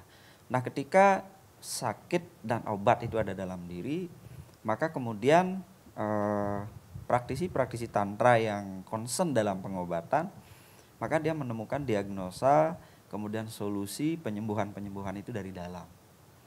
Jadi ketika sudah menelusuri ke dalam diri itu, maka di sana ada unsur-unsur tertentu yang dinamakan sakit ya. Ini ada relevansi dari apa yang disampaikan Pak Prof tadi. Itu memang tidak ada keseimbangan dari unsur-unsur yang ada di dalam tubuh. Nah, dalam tantra, di dalam tubuh itu ada 5 unsur yang penting yang disebut dengan panca mahabhuta ya. Jadi panca mahabhuta, jadi 5 elemen pembentuk alam semesta ini maupun pembentuk tubuh. Nah, ada unsur apahnya. Jadi unsur apah itu yang dimaksud apah itu merujuk pada ruang, rongga tubuh. Kemudian teja ya itu adalah unsur cahaya di dalam tubuh. Boleh dikatakan unsur panas di dalam tubuh. Kemudian bayu itu berkaitan dengan tenaga atau energi yang ada di dalam tubuh. Nah, kemudian ada pertiwi, itu adalah unsur-unsur padat yang ada di dalam tubuh, kemudian unsur air. Nah, ketika masing-masing unsur ini tidak seimbang di dalam tubuh, itu yang menyebabkan penyakit itu ada. Nah, di dalam pengobatan tantra inilah mesti harus diseimbangkan. Jadi elemen-elemen ini yang diseimbangkan. Kemudian dari elemen-elemen itu ada unsur juga yang sangat penting. Ada unsur pita, kapha, dan lain sebagainya dalam pengobatan Ayurveda itu sudah dijelaskan. Jadi ada unsur cair, kemudian ada unsur padat, kemudian ada unsur panas. Ya, maka ketiga ini yang tidak seimbang, maka itulah yang menimbulkan penyakit ketidakseimbangan unsur-unsur yang ada di dalam tubuh. Tidak hanya sebagaimana Pak Prof katakan, tidak hanya unsur air saja. Ya, unsur panas pun jika tidak seimbang ya di dalam tubuh, dan itu menyebabkan penyakit. Nah, leluhur-leluhur kita di Nusantara menginvestigasi tubuh ini, menjadikan tubuh sebagai laboratorium ini, itu sudah dilakukan oleh leluhur kita dari masa silam. Dan pengobatan tantra membangun ya korelasi atau relevansi dengan bagaimana cara mendiagnosa penyakit itu, kemudian menemukan solusinya itu di dalam tubuh dan di luar tubuh. Oke. Berarti ini terkait dengan konsep sehat dan konsep sakit ya. Jadi menurut tantra, dan saya lihat juga ada kemiripan dengan konsep dari Ayurveda ya. Ya, di mana tubuh manusia terdiri dari 5 elemen, tapi kalau kita lihat juga konsep dari pengobatan tradisional atau penyehatan tradisional dari berbagai sistem yang lain, ada yang menyebutkan terdiri dari 4 elemen ya, tapi ada juga yang menyebutkan terdiri dari 5 elemen. Tapi pada intinya memang adalah bahwa suatu keadaan sehat adalah kondisi keseimbangan ya, balance dan atau istilah lain yang pernah saya baca, kebetulan saya juga lagi studi doktor filsafat ilmu pengobatan tradisional Indonesia, jadi ada istilah selaras juga ya, selaras, seimbang, jadi itu ya, balance ya. Baik, selanjutnya saya mau bertanya nih karena terkait dengan kosmologi juga nih. Artinya begini, hubungan tubuh manusia yang tadi disebutkan oleh Pak Iketut, misalnya tadi istilahnya buana alit ya, kemudian kaitannya dengan hakikat penciptaan jagat raya atau alam semesta buana ageng yang tentunya diciptakan oleh Tuhan gitu, Sang Hyang Suwung ya kalau istilahnya. Nah itu bagaimana hubungannya dengan tubuh manusia? Nah, satu hal yang menarik dari tradisi spiritual Tantra khususnya dalam usadanya atau penyembuhannya, boleh dikatakan demikian, bahwa ada suatu keterhubungan yang tidak kita bisa pisahkan antara hakikat diri dengan hakikat jagat raya. Nah kemudian ketidakseimbangan Buana Alit ya itu dipengaruhi juga ketidakseimbangan Buana Agung. Jadi dua unsur itu memang sama-sama berhubungan dan berkorelasi. Nah ada satu hal yang menarik ya dari konsep dan filosofi dari Usada Tantra itu adalah bahwa ketika kita mengalami hendak menyelaraskan elemen-elemen atau unsur-unsur yang ada di dalam diri agar kita bisa menjaga imunitas tubuh, kemudian untuk kita menyembuhkan diri, self healing, kemudian menyelaraskan elemen-elemen atau energi-energi. Ini ada satu hal yang menarik yang sering saya ungkap dalam berbagai workshop ya, yang saya gelar di Jakarta, kemudian di Jogja waktu Borobudur Writer Festival. Itu leluhur kita menggunakan metode aksara. Jadi menarik tadi Pak Prof juga mengungkap mantra-mantra tertentu yang ternyata pengobatan tradisional di Nusantara terutama Tantra itu tidak bisa memisahkan dari aksara-aksara yang diyakini mengandung kekuatan-kekuatan magis. Bahkan ketika pengusada atau penyembuh menggunakan sarana-sarana tertentu misalnya jamu, kemudian tanaman herba lainnya, itu tanpa disertai dengan perapalan aksara-aksara tertentu, itu dipandang bahwa sarana dari pengobatan itu tidak akan berdaya guna secara optimal. Jadi tidak hanya cukup menggunakan sarana herba, tetapi juga mesti sang pengusada atau yang mengobati mesti paham betul untuk bagaimana cara metodenya si pengobat ini untuk menyelaraskan energi-energi yang ada di dalam tubuh, elemen-elemen di dalam tubuh dengan menggunakan energi. Nah, sandarannya itu adalah menggunakan aksara. Contoh yang sering dilakukan di tradisi kenusantaraan bilang dah di Jawa. Bagaimana peran aksara carakan itu di dalam melakukan sistem-sistem pengeruatan, dan pengeruatan ini adalah penyembuhan juga. Jadi bagaimana aksara carakan nono coroko itu dibulak-balik, ada istilah corokan walik dan lain sebagainya. Nah ini sangat-sangat benar-benar berdaya guna dan bermanfaat untuk bagaimana menyeimbangkan unsur-unsur yang ada di dalam diri dengan unsur-unsur yang ada di alam semesta. Karena pada dasarnya sebagaimana yang kita diskusikan tadi, karena penyakit itu muncul ya, termasuk juga virus pandemi ini COVID-19 ini saya yakin itu muncul dari ketidakseimbangan dari elemen-elemen atau unsur-unsur jagat raya ini. Dan itu sangat berpengaruh juga terhadap ketidakseimbangannya dengan ya unsur-unsur yang ada di dalam tubuh manusia. Misalnya ya kita berada dalam ketakutan misalnya, ketakutan yang sangat terhadap pandemi ini, dan itu juga berpengaruh sehingga stres, muncul depresi, dan itu berpengaruh terhadap tubuh fisik. Nah, bagaimana dengan pengetahuan aksara ini bisa menyembuhkan? Contohnya, misalnya kalau dalam pengobatan Tantra ada 3 aksara yang penting yang mewakili unsur api, kemudian air dan angin. Itu diaksarakan dengan triaksara, ang, mang. Ya, ini mungkin bisa ditelusuri sama Pak Prof nanti lebih dalam lagi dengan metode-metode yang ilmiah. Nah, ang, ung, mang. Jadi unsur api, kemudian unsur air dan angin itu sangat berperanan dalam kesehatan kita. Nah, ketika misalnya unsur ang itu saya tempatkan pada jantung, energinya itu saya tempatkan pada jantung, orang yang mengalami sakit jantung itu misalnya, gangguan jantung itu misalnya, itu kan ada sistem-sistem yang terganggu di sana. Nah, secara energi pasti tidak ada keseimbangan di jantung orang yang menderita sakit jantung. Nah, itu bisa diselaraskan dengan bagaimana menempatkan api, kemudian bagaimana menempatkan air, kemudian bagaimana menempatkan angin secara seimbang dalam tubuh. Misalnya, sekarang kan penyakit yang lagi ngetren itu kan asam lambung itu ya.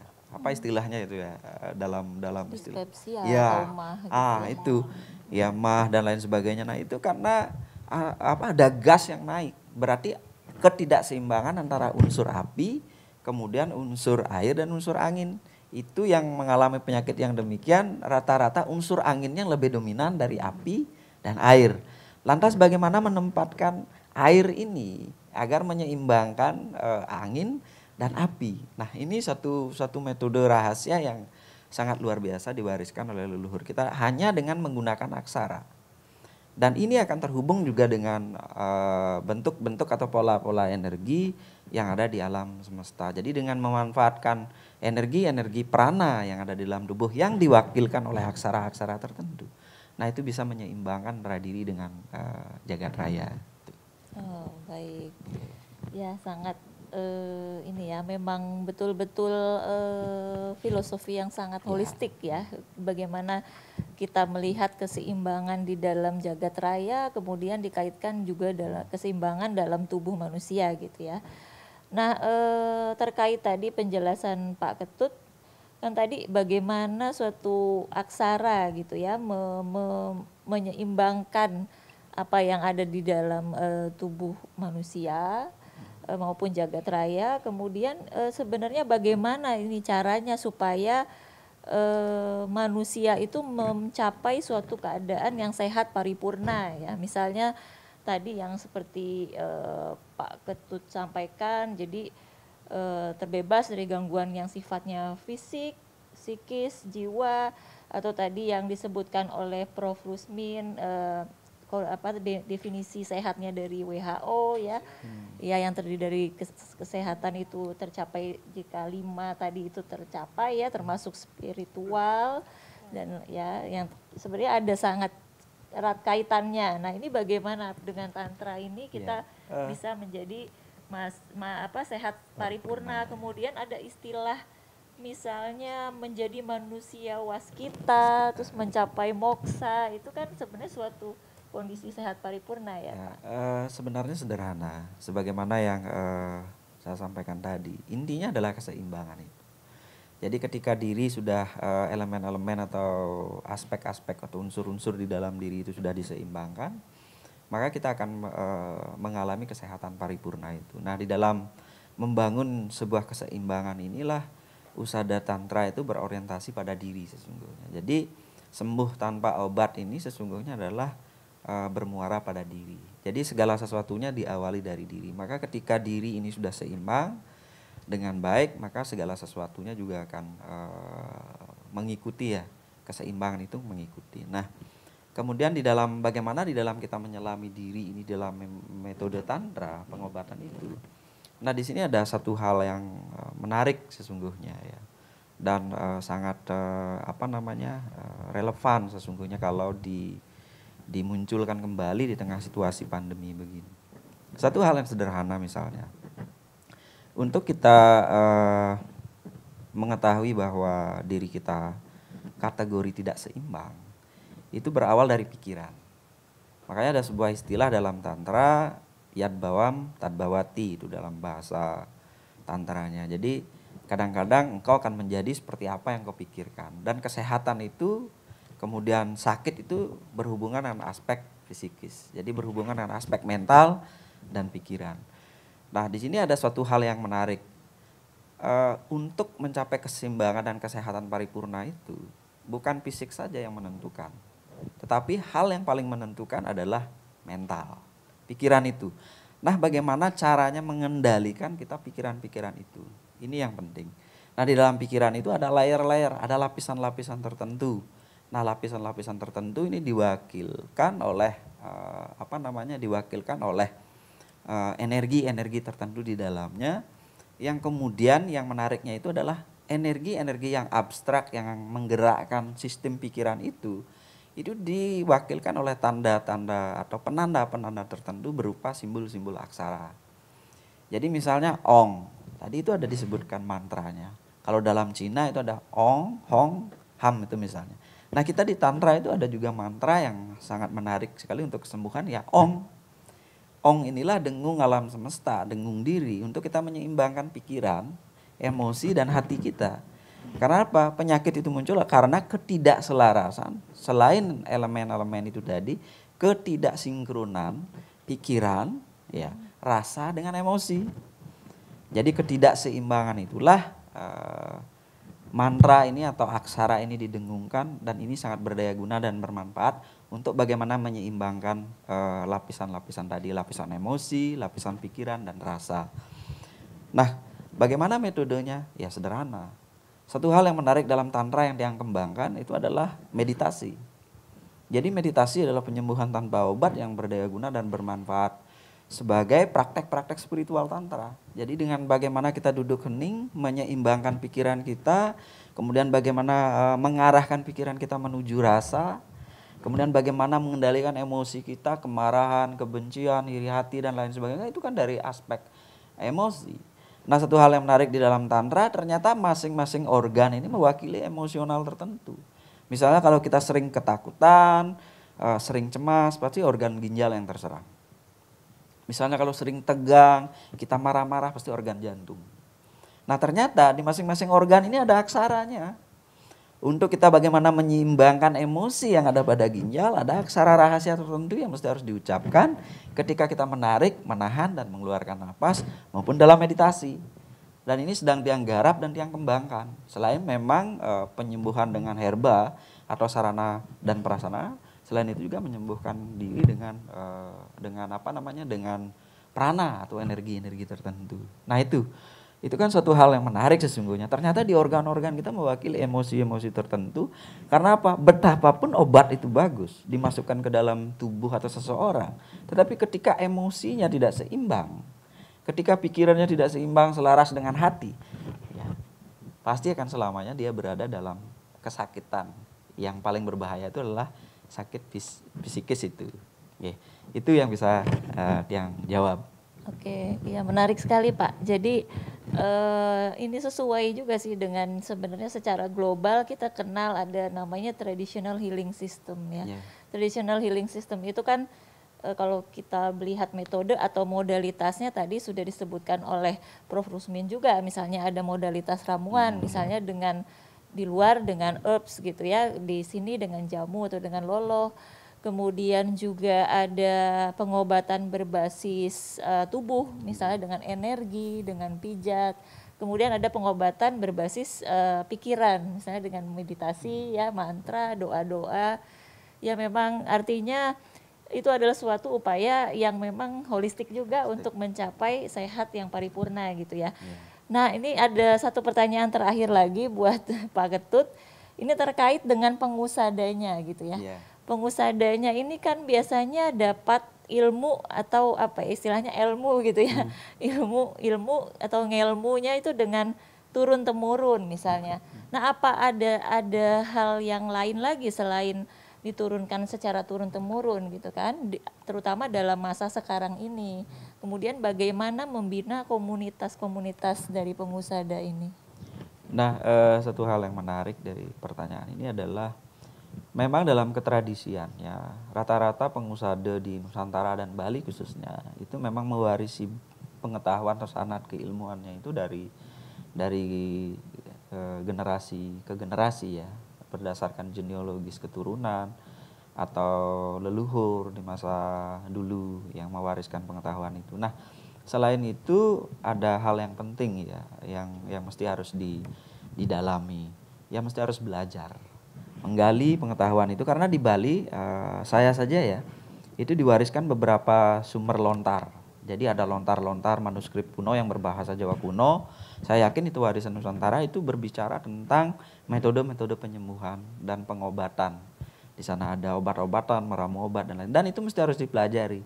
Tidak hanya bergantung pada keturunan, tetapi mesti harus digali keilmuan itu, kemudian dipelajari dengan baik metode-metodenya. Karena dalam bahasa lontar itu sering sekali tidak sistematisasi, Pak Prof. Jadi, nah inilah tugas kita untuk mensistematis pengetahuan itu agar benar-benar bermanfaat dan berdaya guna. Jadi itu yang bisa saya sampaikan. Oke, ya.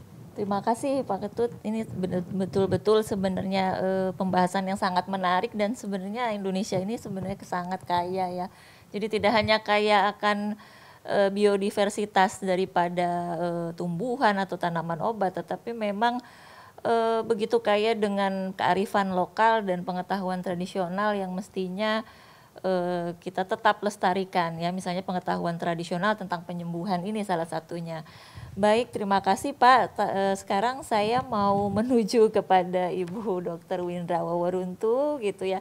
Tadi terkait dengan materi yang Ibu sampaikan, mungkin bisa lebih dijelaskan lagi secara lebih detail gitu ya, bagaimana sebenarnya kedudukan penyehatan tradisional Nusantara gitu ya di tengah-tengah kehidupan modern saat ini, di mana misalnya pelayanan kesehatan formal itu adalah didominasi oleh konvensional medicine gitu ya. Nah, di mana kedudukan daripada penyehatan tradisional ini gitu.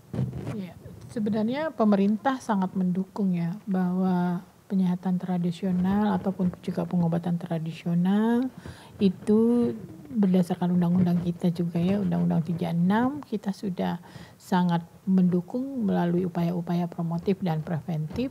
Selain daripada itu juga pelayanan kesehatan tradisional sama-sama mendampingi untuk bersama-sama dengan pelayanan konvensional, dan itu saya kira sama ya apa yang disampaikan oleh Pak Ketut itu ya, menarik memang karena nanti keseimbangan dan itu sama nanti menjadi optimal juga pelayanan konvensional itu kalau dia berdampingan dengan pelayanan kesehatan tradisional. Jadi saya pikir diskusi kita ini sebenarnya sangat menarik, cuma kita punya waktu sisa sedikit ya.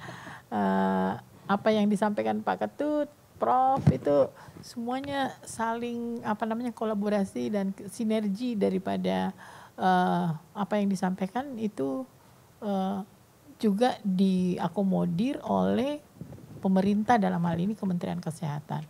Jadi regulasinya ada dan diharapkan bahwa dengan adanya komunitas-komunitas ini tentunya akan memberikan warna pada pelayanan kesehatan tradisional ke depan untuk Indonesia ya. Saya kira sudah diakomodir dan itu sama dengan konvensional, diharapkan bisa berdampingan. Jadi sudah diberikan ruang sebenarnya adalah untuk pelayanan kesehatan tradisional ini seperti Husada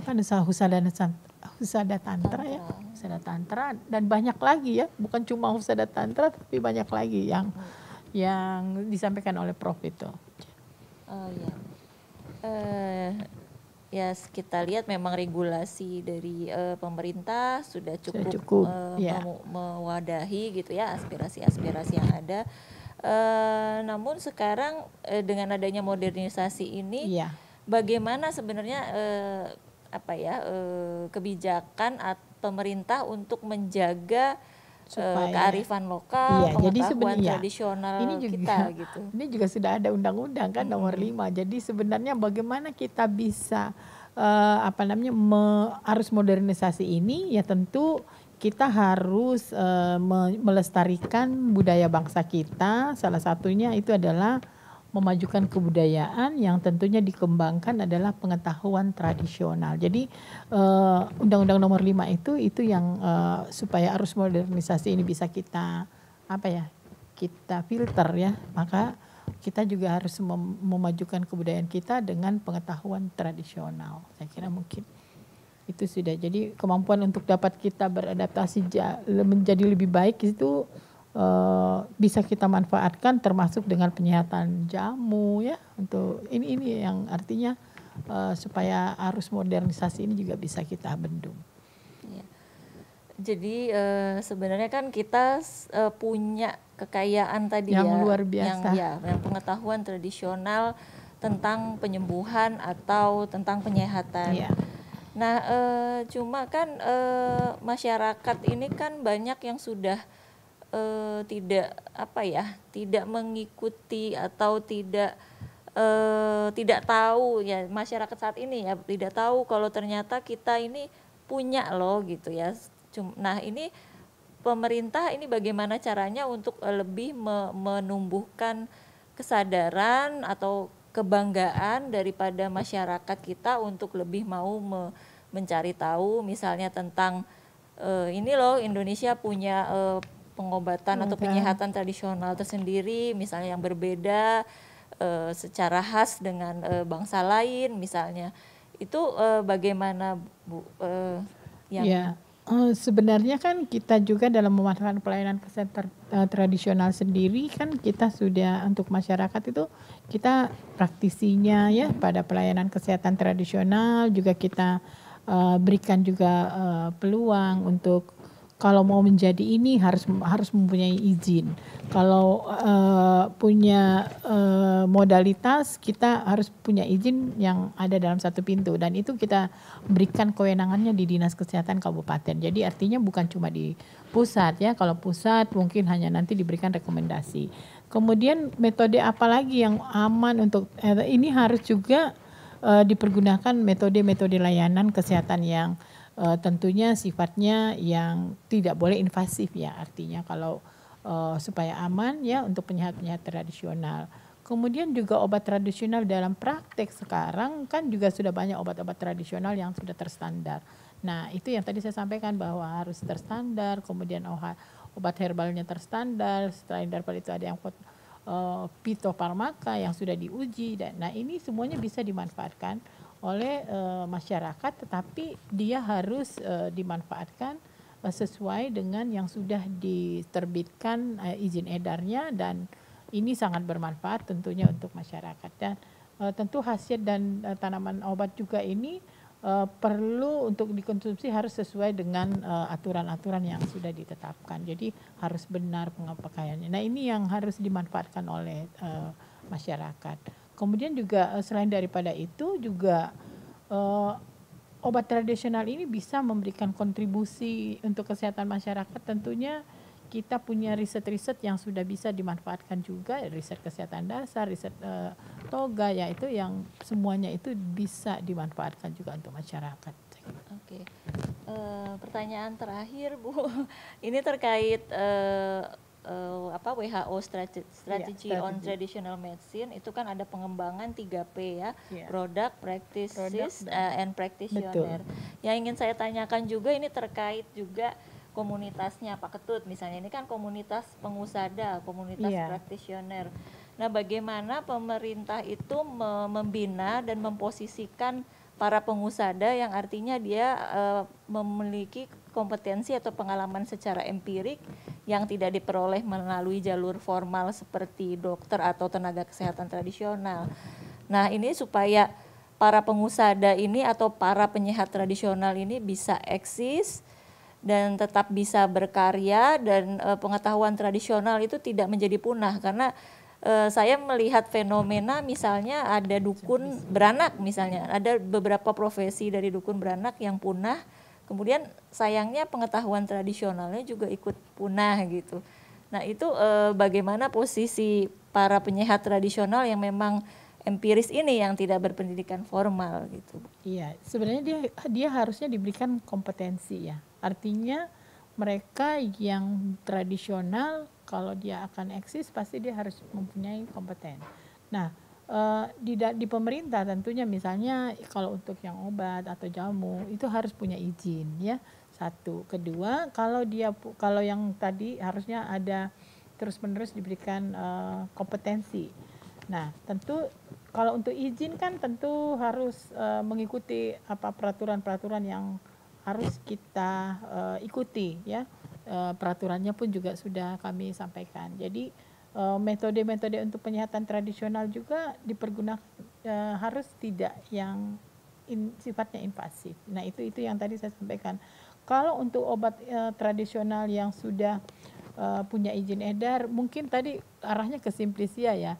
Memang sekarang kan tidak dibolehkan untuk digunakan, tetapi kalau untuk riset, untuk kajian, maka itu dibolehkan. Jadi kita ikuti aturan-aturan supaya tidak punah. Benar, banyak tradisional yang punah karena mungkin dalam hal bintek atau bimbingan pengawasan dari teman-teman di daerah yang masih kurang optimal. Nah ini harapan kami juga dari tentu dari nasional, kita mengharapkan supaya itu tidak punah, harus ada bimbingan, pengawasan.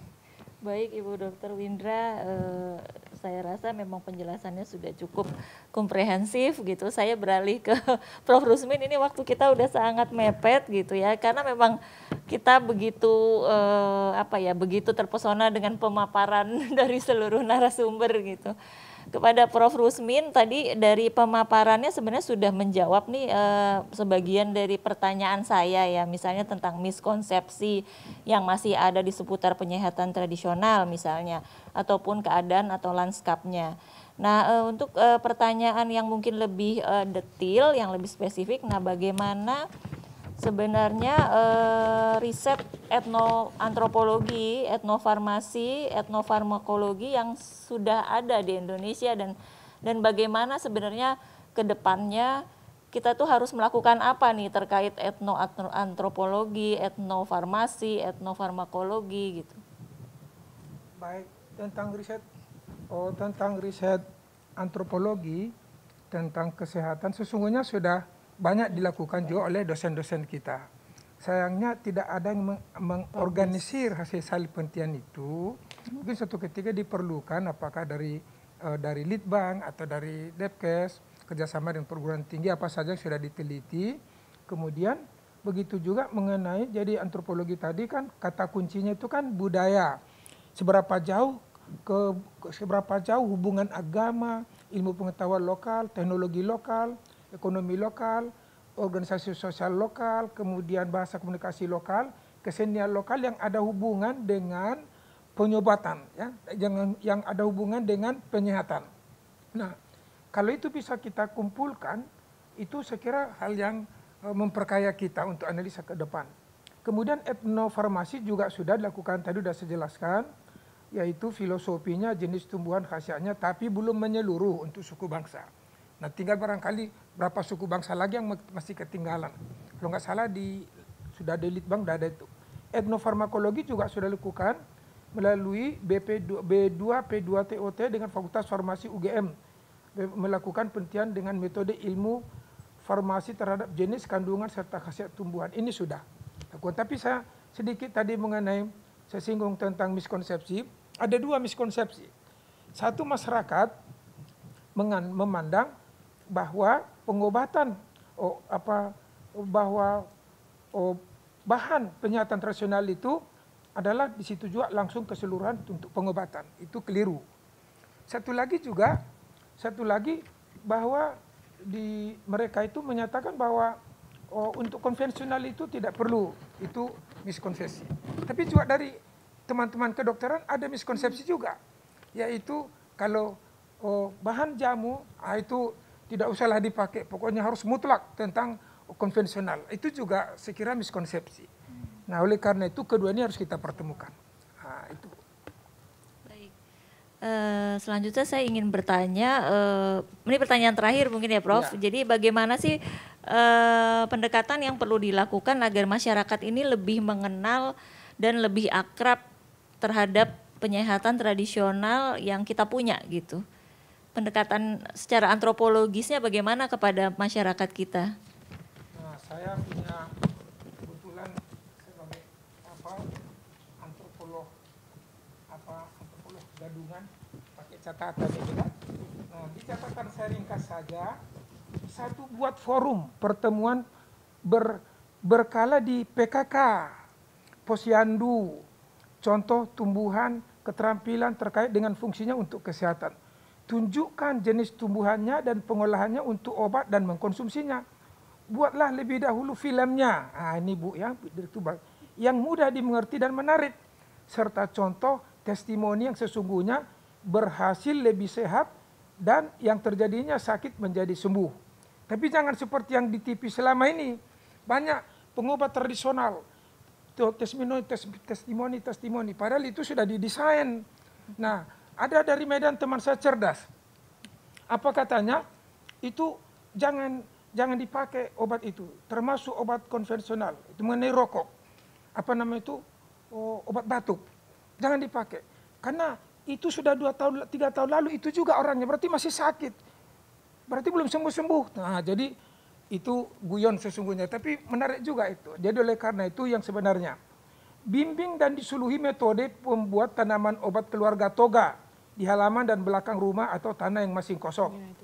Usahakan agar biaya penggunaan menggunakan materi penyihatan itu murah, supaya jangan mahal. Usahakan supaya suatu waktu upaya penyihatan tradisional Nusantara masuk BPJS Kesehatan. Nah gitu ya. Kemudian bina rapot itu hubungan baik dengan petani lewat peranata kontak tani dan simpatik setiap melayani kesehatan tradisional kepada stakeholder supaya mereka mau menanam. So, kalau nggak ada yang menanam, nggak ada bahan kita. Nah ini kira-kira Bu pendekatannya. Oke. Baik, terima kasih Prof. Ini karena keterbatasan waktu juga, jadi kita perlu mengakhiri sesi talk show ini.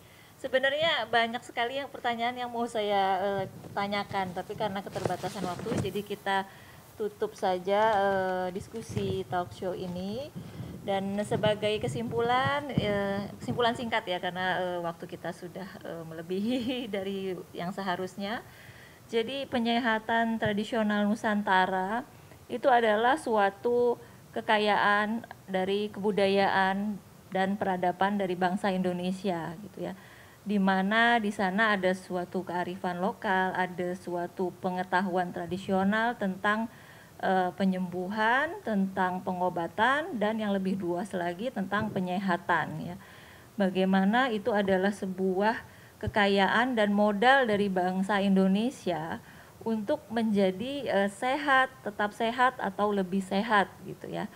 Dan pemerintah di sini sudah melakukan berbagai upaya untuk melestarikan, mengembangkan gitu ya, mengaplikasikan misalnya sistem penyihatan tradisional ini dalam suatu pelayanan kesehatan yang tentunya kita berharap bahwa sistem penyihatan tradisional ini bisa bersinergi dengan sistem kedokteran atau pengobatan konvensional di pelayanan kesehatan formal. Dan juga dari sisi antropologi kita berharap bahwa masyarakat semakin dekat, semakin kenal, semakin akrab dengan penyihatan tradisional Nusantara. Demikian yang kesimpulan yang bisa saya kemukakan. Saya mengucapkan terima kasih kepada seluruh narasumber kita yang sangat luar biasa, Pak Ketut, Ibu Dr. Windra, dan Prof. Rusmin. Terima kasih karena sudah menyempatkan hadir di sini, berbagi wawasan, berbagi ilmu, berbagi pandangan, dan memberikan perspektif yang lebih luas kepada kita dan seluruh pemirsa. Nah, akhir kata, salam untuk seluruh sahabat budaya dimanapun berada, semoga dalam keadaan sehat selalu. Nah, selama bulan November ini, Pekan Kebudayaan Nasional akan melaksanakan beragam program acara, mulai dari konferensi, pagelaran, pameran, parade, hingga kompetisi. Keseluruhan rangkaian acara ini akan dapat sahabat budaya saksikan di berbagai platform digital, mulai dari televisi hingga layanan video streaming. Selamat menyaksikan, salam budaya dan salam sehat. Sampai jumpa lagi di acara talk show berikutnya kepada sahabat budaya semua. Terima kasih. Assalamualaikum warahmatullahi wabarakatuh. Waalaikumsalam warahmatullahi wabarakatuh.